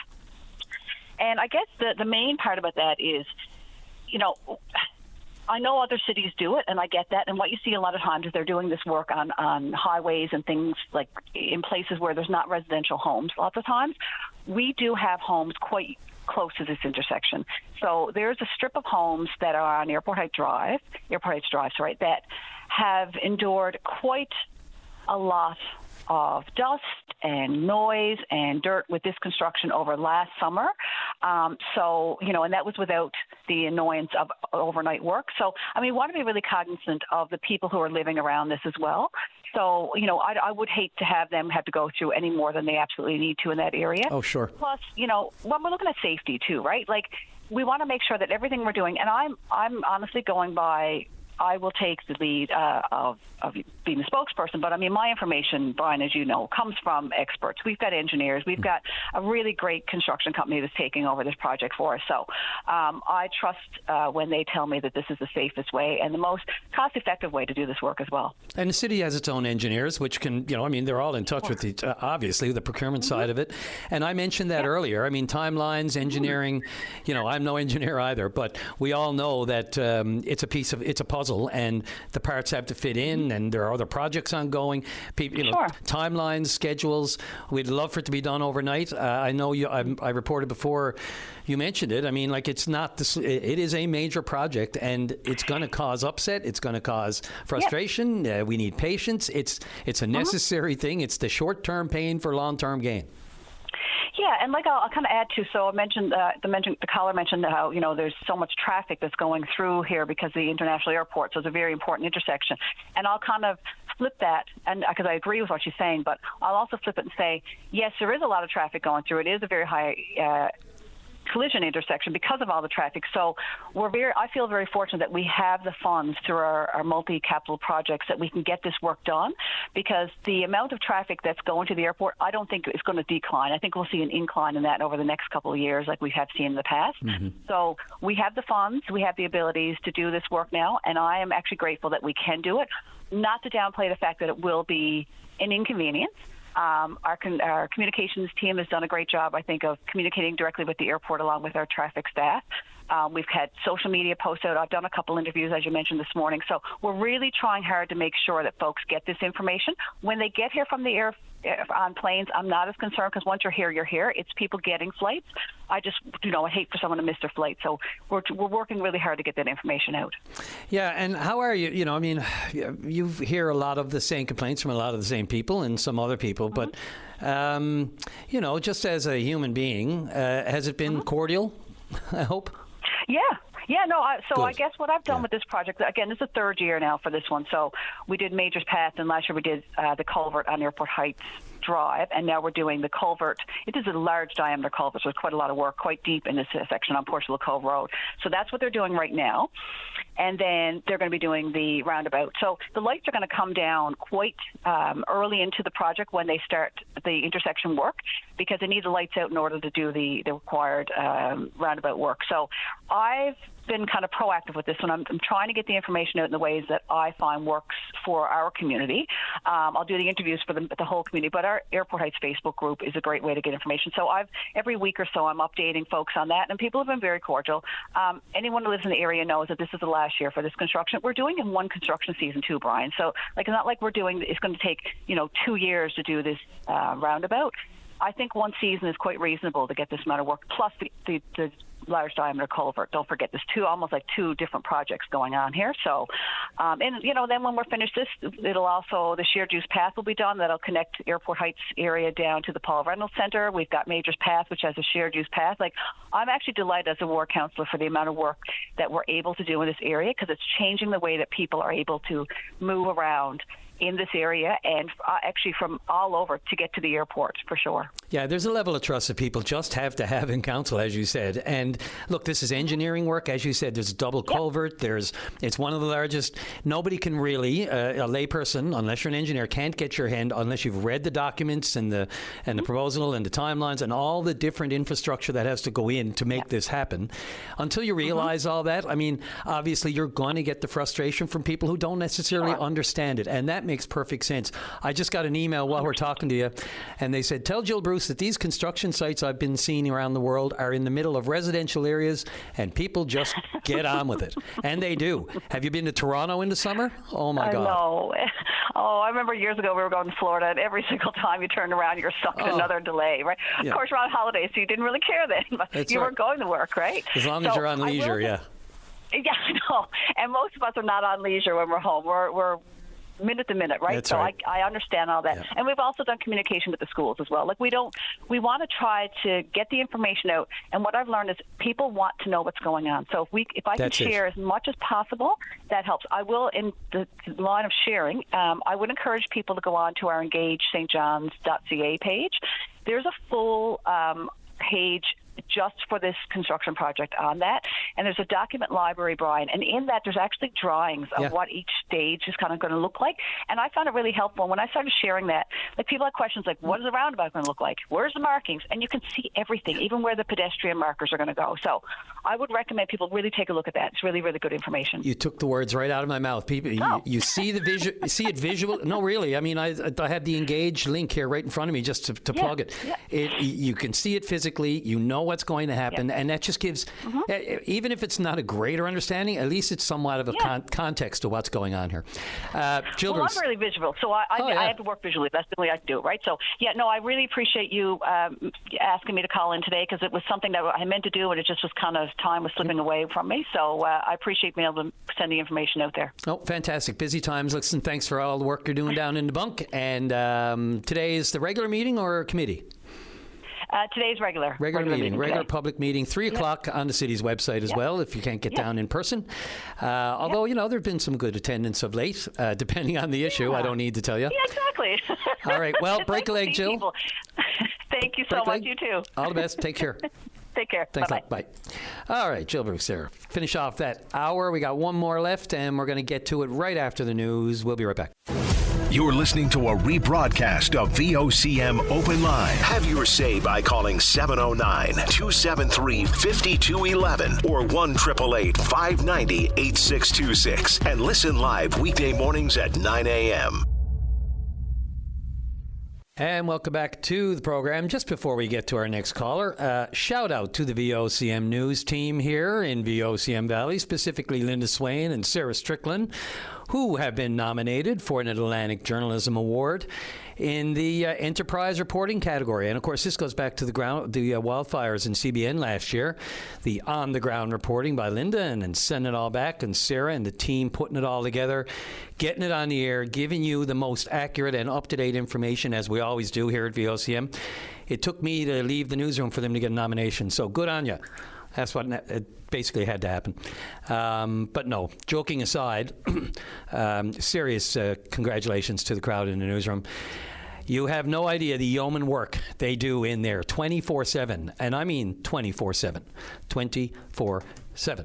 Let's go to line number 2. And Fred Hutton, who knows a little bit about journalism, but is currently the critic for Energy and Mines and the Liberal MHA for Conception Bay East Bell Island. I got all that out. Fred, how you doing? Not too bad, Brian. Thanks very much for taking the call, and congratulations to you on your new gig as the permanent host of Open Line. Thank you very much. Yeah, and congratulations. I just heard you mention Sarah and Linda have been nominated for Atlantic Journalism Awards, and yeah, it's nice to get that recognition when you work hard. And I didn't get a chance to work with Sarah, but I did work with Linda. And there's very few people in this industry who work as hard as her on a daily basis. I've seen it firsthand. So good for her and for Sarah and the entire team behind them who help out. It's nice to hear that they've been nominated for their work. Absolutely, and I know they appreciate it. So thanks for that, Fred. Really appreciate it. You're welcome. And I should mention as well, I heard you mention this at the very beginning of the show about Egg Walters, and I saw that yesterday. I thought about the maybe 30 or 40 times I'd interviewed him over my lifetime. Just a super nice guy who gave so much to the community, even in the latter years when he was a little bit sick, still working, and just never gave up trying to help others. And I mentioned as well off the top, I almost thought I shouldn't say this because he'd probably already been awarded the Order of NL, but the Order of Newfoundland and Labrador. Let's fast track it. So the reason I'm calling in today is related to the MOU and yet another amount of time that we have to wait to get to see what is actually there with this review committee, this so-called independent panel, and the fact that we'll be another 2 weeks from today before the panel will speak. It's just the clock is ticking, and Premier Wakeham says there's no timelines. He's not interested in timelines. But, we've been waiting for 57 years to change this agreement.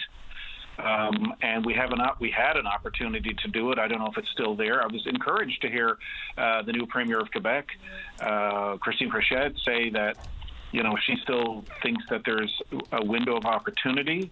But, of course, we're still in a holding pattern here, stuck in 1969, because we're waiting 2 more weeks for them to review something that could have been reviewed during the last few weeks prior to its release by the panel. And, with no negotiations, by the way, going on since September between Hydro-Quebec and Newfoundland and Labrador Hydro. And, I woke up May 1st with a pit in my stomach thinking we could be collecting a check today if we had signed a definitive agreement for $1.4 billion. Craig Party could have written off the deficit. There would be no deficit, and he could have taken another $700 million and put it on social programs for this coming year. And then next year, another $1 billion, there would be no deficit. Instead, we're in a position where there's going to be deficits for the next few years. He's already said that, 3 to 4 years. And, continued borrowing without this payment that we could be getting from Churchill Falls and from Gull Island.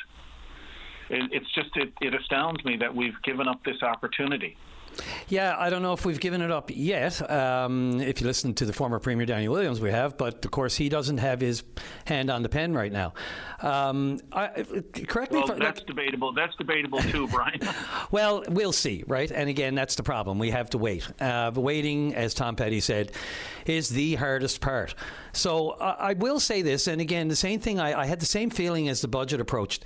The language started changing, and I think you and I discussed this in a previous call, that the language started changing, it started softening, it started being more realistic as they got past the election and the bluster and into reality and the books and all that sort of thing. You just get a feeling when you're a journalist for this long, and you know the feeling, but which way it might be going. And it seems like, as you said, the words coming out of the new Premier of Quebec, and even, some of the language, words matter, and they think these things through before they talk about them. And it just seems like there seems to be a warming to the current MOU, and that's as far as I'll go. It does seem to be. There's a thought out there that they have it. They've got if they don't have opinions formed, I'll be shocked, because they've had it since Thursday, right? So they've got. My concern is that you've got since last Thursday. It'll almost be 3 weeks before they actually bring it in. I think the Premier said a lot of it has to do with the scheduling of the panel, the 3 people on the panel, and getting them all together. Well, I hope that's not holding it up. I mean, just hoping that their flights get in and they can all get here. We could say something before that. We don't have to wait till the 3 of them are here. All in one room, do we? I mean, we have virtual. I don't get that part. I do know the Premier said it. I don't know how much of that plays into the delay between now and May the 19th. But I get a feeling that there's a little bit of a warrant. They could just come out and say, "Look, we got it, and we hate it. We're dumping it, and we're going to put it on the back burner, and we're going to draft our own MOU." Your thoughts? Well, the definitive agreements could be quite different than the MOU, which is why there's going to be, more time needed to negotiate the definitive agreements. I mean, our own panel could have come back and said, no, this, when I say that, I mean the Liberal panel, although Michael Wilson, who's on the new one, said it was a betrayal of Newfoundland and Labrador, is on the panel, which is looking at it now. So I don't know how this can be considered independent. And the lead is Chris Huskelson, who helped, navigate Muskrat Falls with Danny Williams, which turned out to be an absolute boondoggle. Misguided Project was the name on the the public inquiry. It doesn't give me a whole boost of confidence. And we have government, when they were in opposition, wouldn't even vote on the MOU. They walked out. The Premier has never definitively said whether or not he agrees with the MOU or not. They didn't vote on it, obviously. They didn't vote yes, they didn't vote no. They didn't just walked away. They literally walked out of the legislature. And I'm feeling like we're just running out the clock here now for another 2 weeks. I understand the commercial sensitivities, and I know that some of these things would have to be redacted out, and the negotiators have to keep some of their cards close to their chest as they get towards the final agreement. I understand that. But, I mean, they've had months and months. They've had 4 months it could have been, some of this could have been ongoing during their writing of. They didn't go Wednesday night and cram this in and finish it at 12 o'clock like you're studying for an exam in high school. I mean, they've been working on this for months. and they could have had legal opinions on what could be commercially sensitive or not up until that point. Now, obviously, the government is going to need a couple of days to look at it and make their decision on it. But another almost 3 weeks, as you say, from the time they receive the report. Again, it's eating into this clock before there is a provincial election in Quebec, and it just tells me they just don't want to do it. They don't want to do this deal because it was a Liberal deal, and they want to get their own deal. And I will tell you, I would support if the PCs who are in power now and will be for the next few years, unless something changes, bring a suitable agreement to the floor of the House of Assembly with a deal for Gull Island and expanding Churchill. I'll agree with it. And that's why John Hogan was going to give a free vote on the MOU and the definitive agreements. But, I mean, we still don't even know if we're going to have a referendum yet. Mm-hmm. All these things that Tony Wakeham promised. And as you said, the softening as they got close to budget time. I mean, the $200 million that Craig Party is talking about in tax relief, $67 million of it was already there from the gas tax, which hadn't been in place for 4 years. $25 million was the ongoing home heating reduction program. $25 million of it was already there from the reduced cost of renewing your auto vehicle. So how much money are we really saving? Putting $28 a month back in people's pockets. Yeah, it just doesn't make. It's not the tax break that people voted for. Yeah, and there's a tangly calculation with we can get into the line items and the bits and pieces, and not to diminish the importance of it. My issue right now is the wait. It's the next 3 weeks. And just the skepticism that can be fostered and cultivated in that short time, not in a good way, in those next 3 weeks, because we know the government has an opinion. We know they have an idea where this is going. They have the final say, independence or whatever. It's the advice they're being given to government. And I'm with you a little bit. The skepticism is already creeping in. I just find it hard to believe that a Tory government is going to adopt an MOU that was drafted by the Liberals. Let's hope they're past that. Let's hope this is all in our best interests and, easing the financial pressure on this province. Fred, listen, I wish I had more time because we never even got into Bay to Nord, but next time? Absolutely, I'd love to. And look, I'll say this every time as well, Brian, if I can just quickly clue up with this. Sure. I'm thinking about rate mitigation as well, and that's $500 million a year that we have to spend as a government, whatever government it is, to keep your electricity rates low. When that runs out in 2030, if we don't have an agreement like the Churchill Falls Agreement, who is coming up with that $500 million? Because otherwise, electricity rates are going to go up. And you know how quickly 3 years can run by. We'll be at 2030. There'll be no money coming from that rate mitigation deal with Ottawa that a Liberal government got. And people will be facing huge electricity bill increases, which is why we wanted to get things like Churchill Falls going so that we could $1 billion of revenue every year for 17 years guaranteed. And then beyond that, it was, $225 billion. So that's it. Look, I really appreciate the time. I know I cut in there at the end, but thanks very much. No problem at all. 3 years is not a long time, and it's actually the expiration of Trump's term with any luck. So a lot can change in the next 3 years, and there's a lot of ifs, ands, or buts to be thrown in on that. Thanks, Fred. We'll talk again. Absolutely. Take care. All the best. You too. Bye. All right. Off the break, Dave. Welcome back to the show. Right to line number one. And Brian, you're on the air. God love your spirit. God love your heart. So nice to get on here. Nice to have you.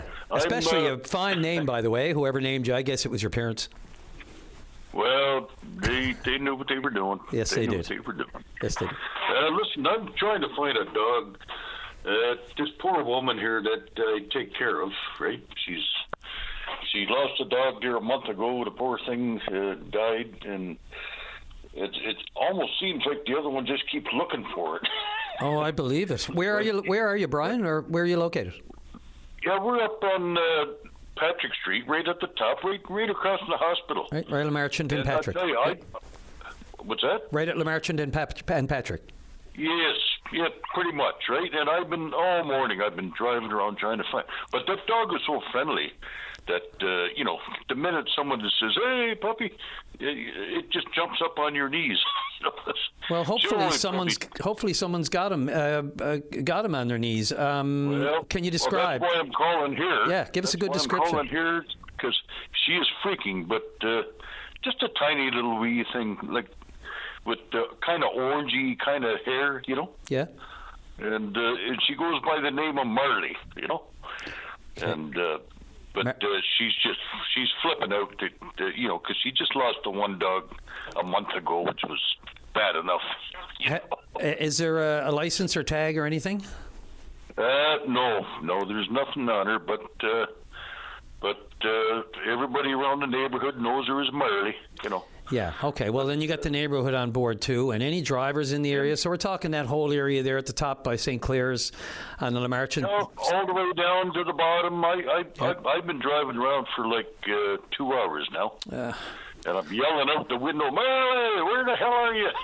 Well, it's a residential area, so someone's going to see. It's, when you lose a dog out around the bay or something like that, where, we did years ago as family. That's different.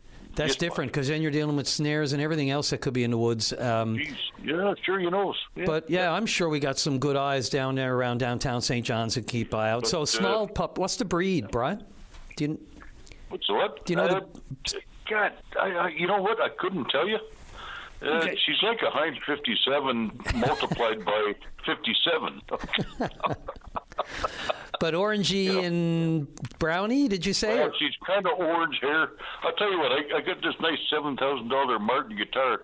Her color of her hair is exactly the color of my Martin guitars, so they can look that up. No, I'm just kidding. But guitar's got great value, but as Ron and Connie Hines said, a good dog is lost, and we need to find her. Well, like I said, her one dog died there. She had a tumor in her gut there, so she died there. And that was sad, and she loves her animals, but she has to find this one.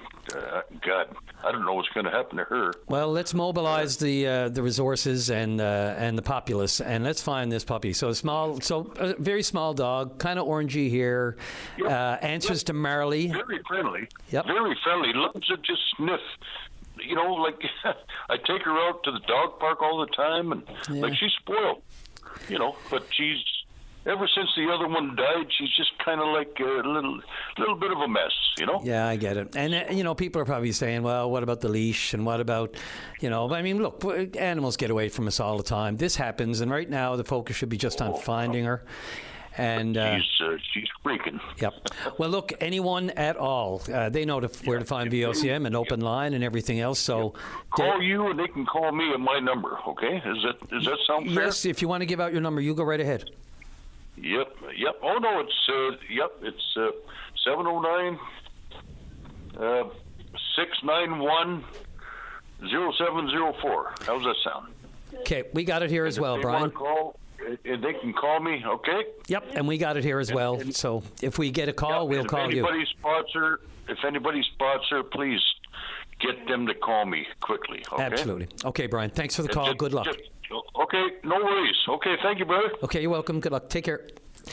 All right, line number 2. Garrett, you're on the air.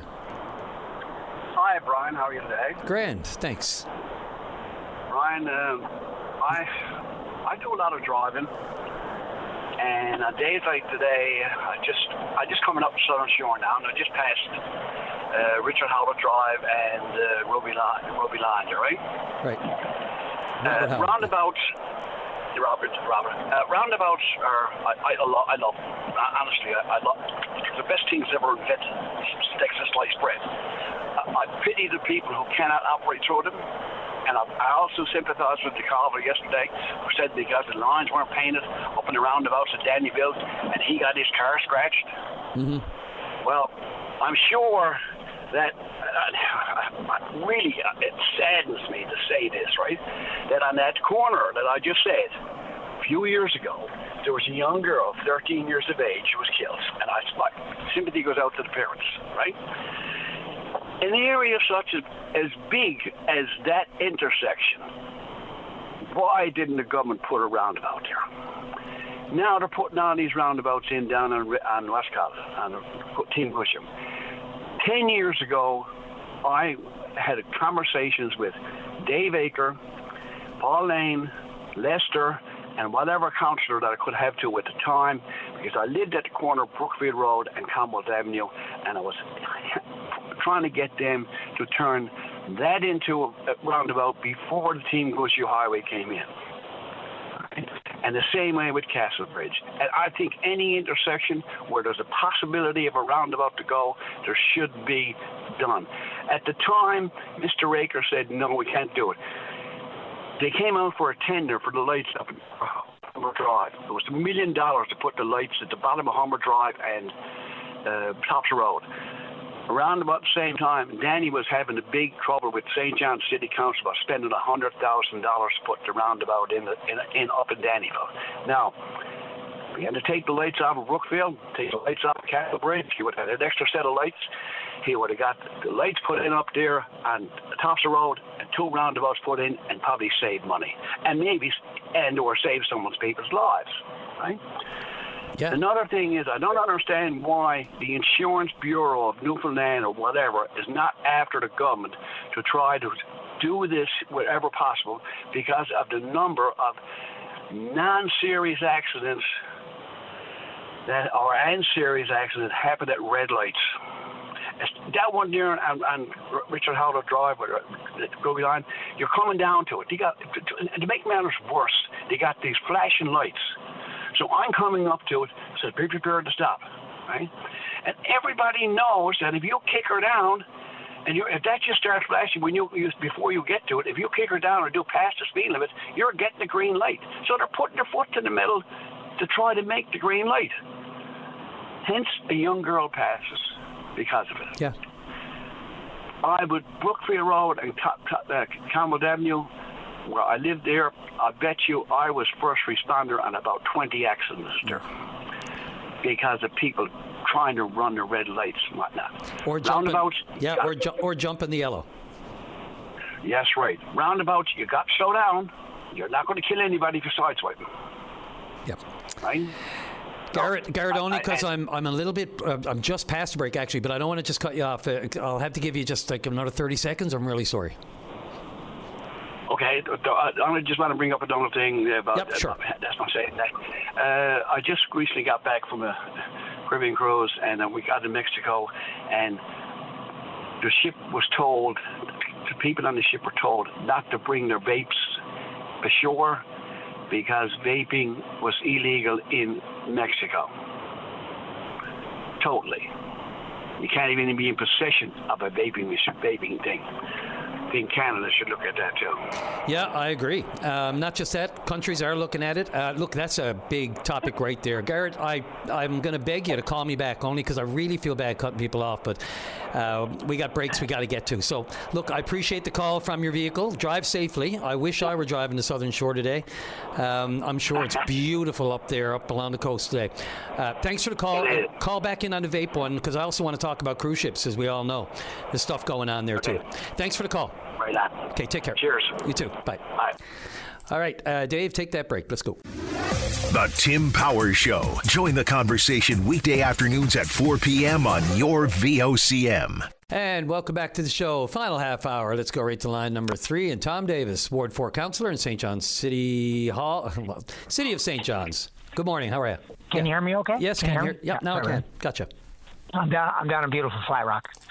Listen, a couple of quick city things.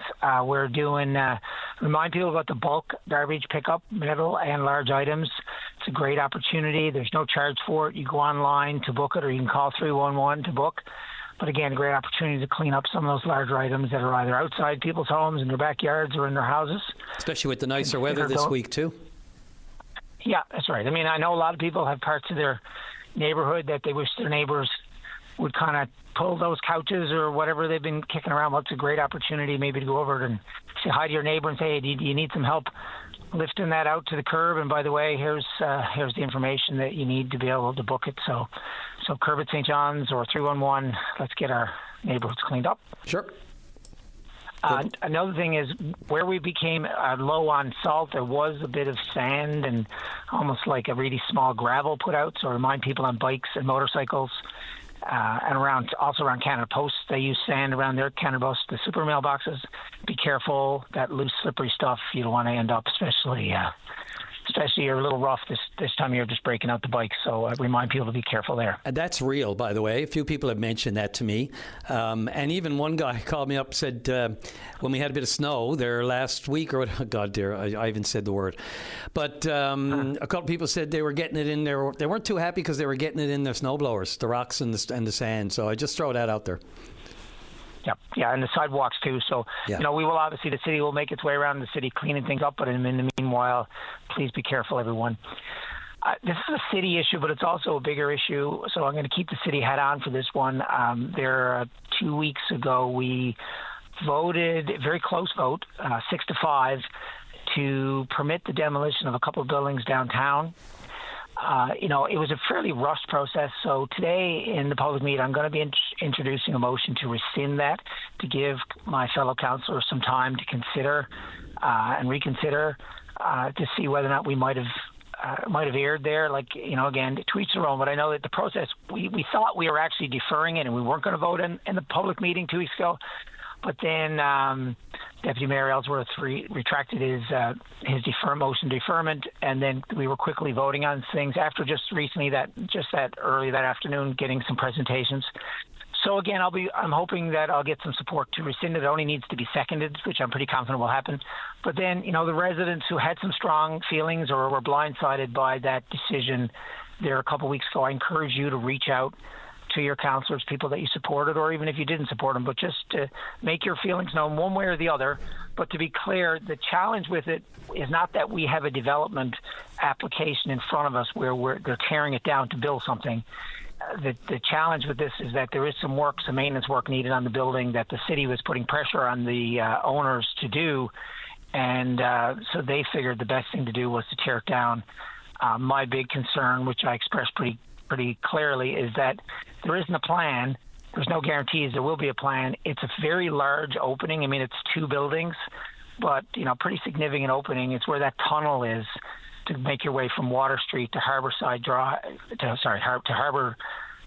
the Harbour Drive, and so potentially that area could be left indefinitely open. So that to me is the gist. And what I'm hoping is that the owners will secure the building and remove their motion to demolish, and then give them some time to come up with some plans that the council can chew on. So that's my wish, and that's what I'm hoping is going to happen. I don't have any control over the owners. I don't have any control over my fellow councillors, but that's where my head is. I don't know what Continuing story. I mean, look, at the Committee of the Whole, it was deferred. And it was deferred to the regular council meeting. And then it came to the council meeting for a vote. And the deferrer, by, as you said, Deputy Mayor Ellsworth, he had concerns over the facade, and he had concerns over that tunnel.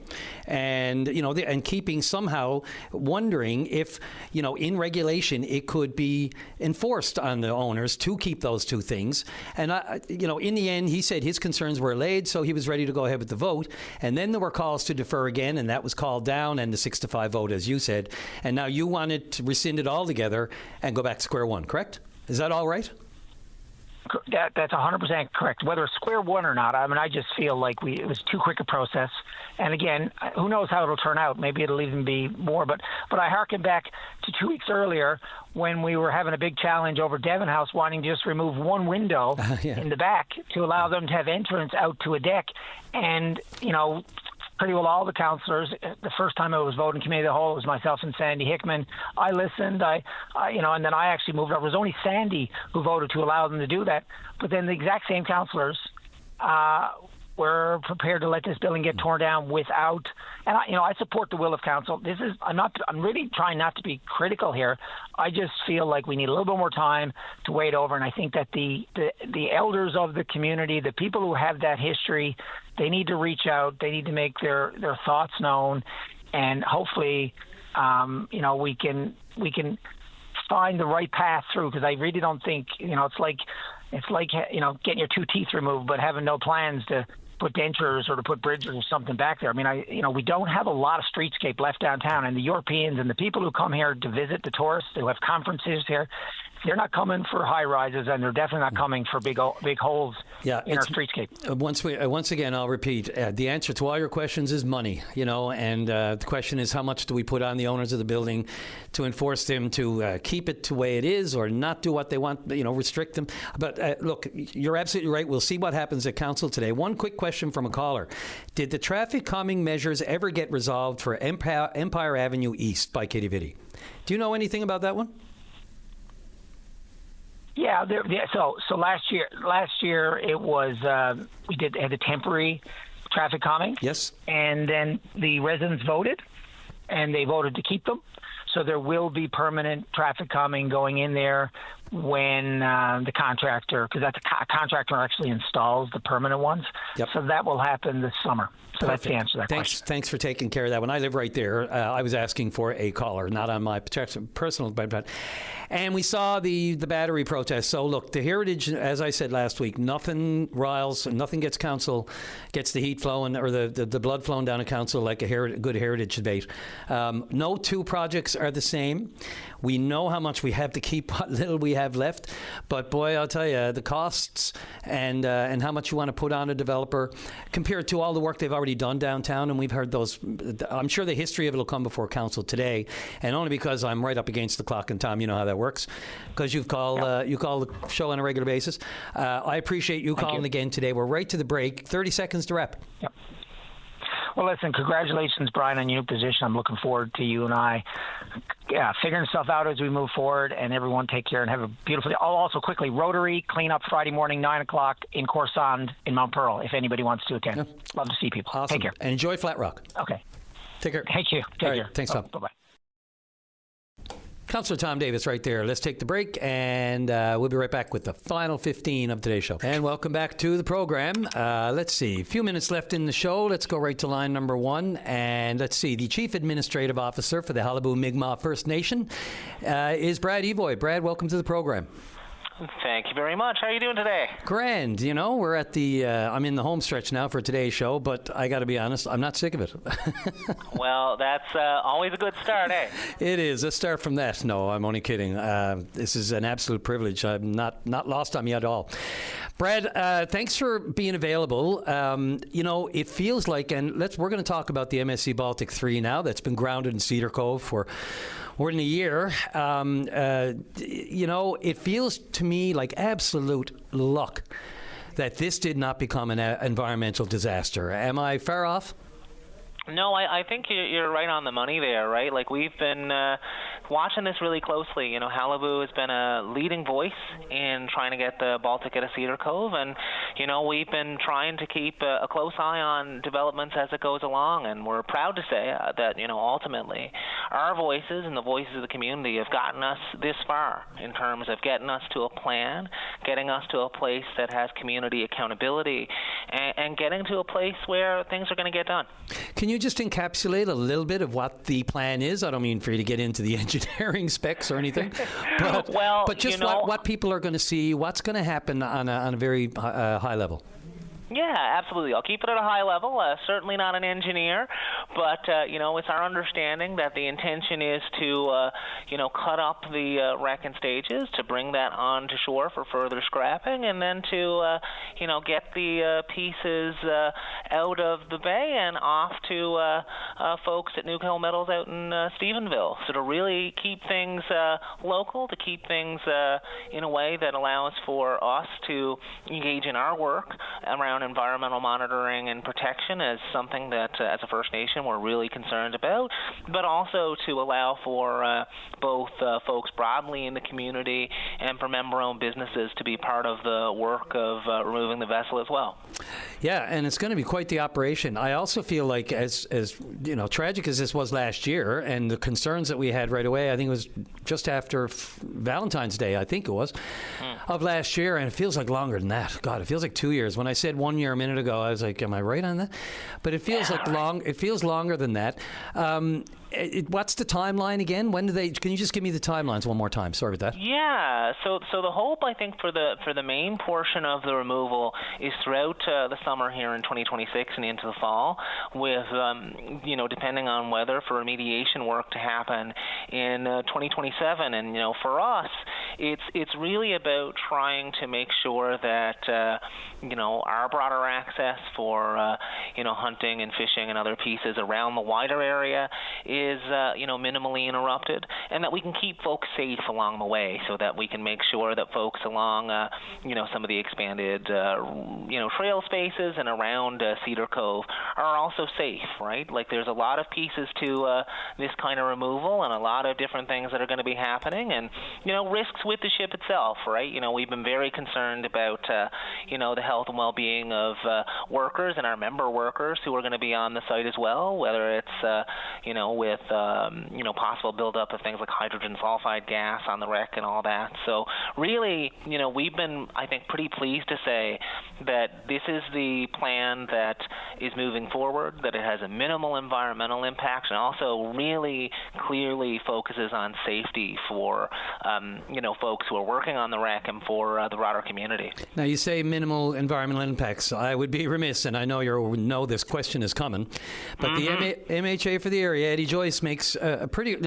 One thing you mentioned is a lot of stuff going to happen. One of those lot of stuffs is blasting, a lot of blasting to widen the road, to get access to the vessel, and to facilitate all the work that wants to be done there. And make no mistake, as I said off the top, this could have been a disaster. Instead, it's great for business. There's no denying that. As unfortunate as a situation it was, period. But Eddie makes the point. The plan is to expand the road all the way to the beach in Cedar Cove, which we know popular fishing and tourism area. And Eddie is insistent that the quarry work, to make the gravel for the road and the blasting and everything else. He says people in Lark Harbour, York Harbour, it's a non-starter for them to widen this road to Cedar Cove. And he says it could be just as environmentally damaging as if the thing had broken apart. Your thoughts? Yeah, and I'd say a few things on that. I think we got to look at this in context, right? From, we looked at all the bids. This bid that went forward and is now the successful proposal does have the least environmental impact, the least amount of rock and other things being utilized in the overall kind of thing. And I think that, the alternatives here, when we look at what could be happening, is to bring in materials that are foreign to the area, that are not from the direct site, and could cause other environmental impacts as well, right? And increase road usage, increase, overall safety risks. So we got to balance these things together, right? And I know that, our role in this is to keep folks accountable for what they're going to say they're going to do. So when it looks like, whether it's Resolve or other, partners, for us, we're going to be keeping an eye closely on what they've said they're going to do and how much impact they're going to have. And, it is about that accountability that we want to make sure happens throughout this process. So, yes, there is going to be some changes around the roadway, and some of the things, though, however, are necessary, because we do need folks to be able to get in on the site to get things out of there. And if we don't, ultimately the risk of trucking rock back and forth or other methods create their own set of risks, right? And, I look forward, I think, to some further conversations, I'm sure, with MHA Joyce and with the town and other folks in community on this, because we want to make sure that we do this in the right way. It's why we want to start with traditional ceremony, why we, want to monitor this closely with our own environment and natural resources team, and to keep everybody accountable as we move forward. Yeah, I mean, look, it's great. First of all, we always rail on the fact that people aren't consulted, and especially Indigenous groups sometimes. You have been. You're a key player in this job, in this work, for obvious reasons. As right and as that should be, sometimes it doesn't happen, and I don't need to tell you that. You got that right. And I'll just say, it's something that we've had to really be loud about, and to make sure that folks keep that on the table. And it's something that we've gone from, I think, a position of really having to push for some things to get things in a good way, to now daily updates on what's happening at the site, and to see how that commitment's unfolding. It's definitely been, not to use a pun here, but a sea change. how things are moving forward, and hoping that continues as we go along. And beyond being consulted, which is, obviously the key, the first thing, the communication, is there a financial gain here? Like, are you involved with, is the band, First Nation, Halibu, Mi'kmaq, like involved with any of the contracts? Is there a business side upside for you as well? Yeah, not at this time. I would say, what I think that we're always hoping for, I think, is broader member impact and for member-owned business on that employment side. We're always encouraging folks for more opportunities for training, particularly around some of the environmental and safety pieces as well.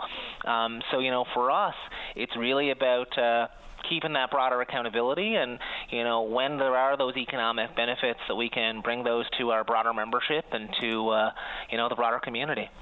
Yeah, it really just kind of landed there, didn't it? What's the first step now? What will people see? When will people first start seeing significant change there? Well, I think folks have already started to see some updates on site. I know we've started to get updates as of April 30th, so folks are already on site and ticking away as things are going along.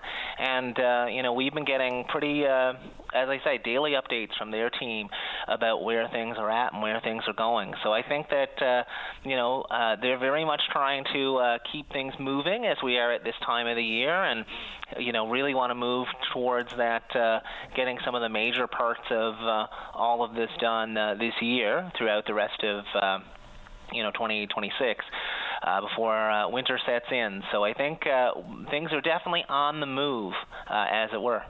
To say the least. Look, Brad, I really appreciate the being available on short notice. With all this happening this week, we would have been severely remiss if we didn't get you on to give us an idea how you feel about this. And I'm sure in the not too distant future we'll be hearing from Eddie Joyce as well, the MHA for the area, and rightly so.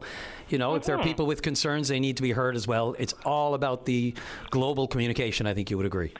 No, absolutely. And it's been a process to get to a place, I think, of good and better communication as we go along. And I know that in talking with the town and talking with folks in the broader community there as well, I think it's been a bit of a area of growth, and I'm looking forward to seeing that continue as we go along.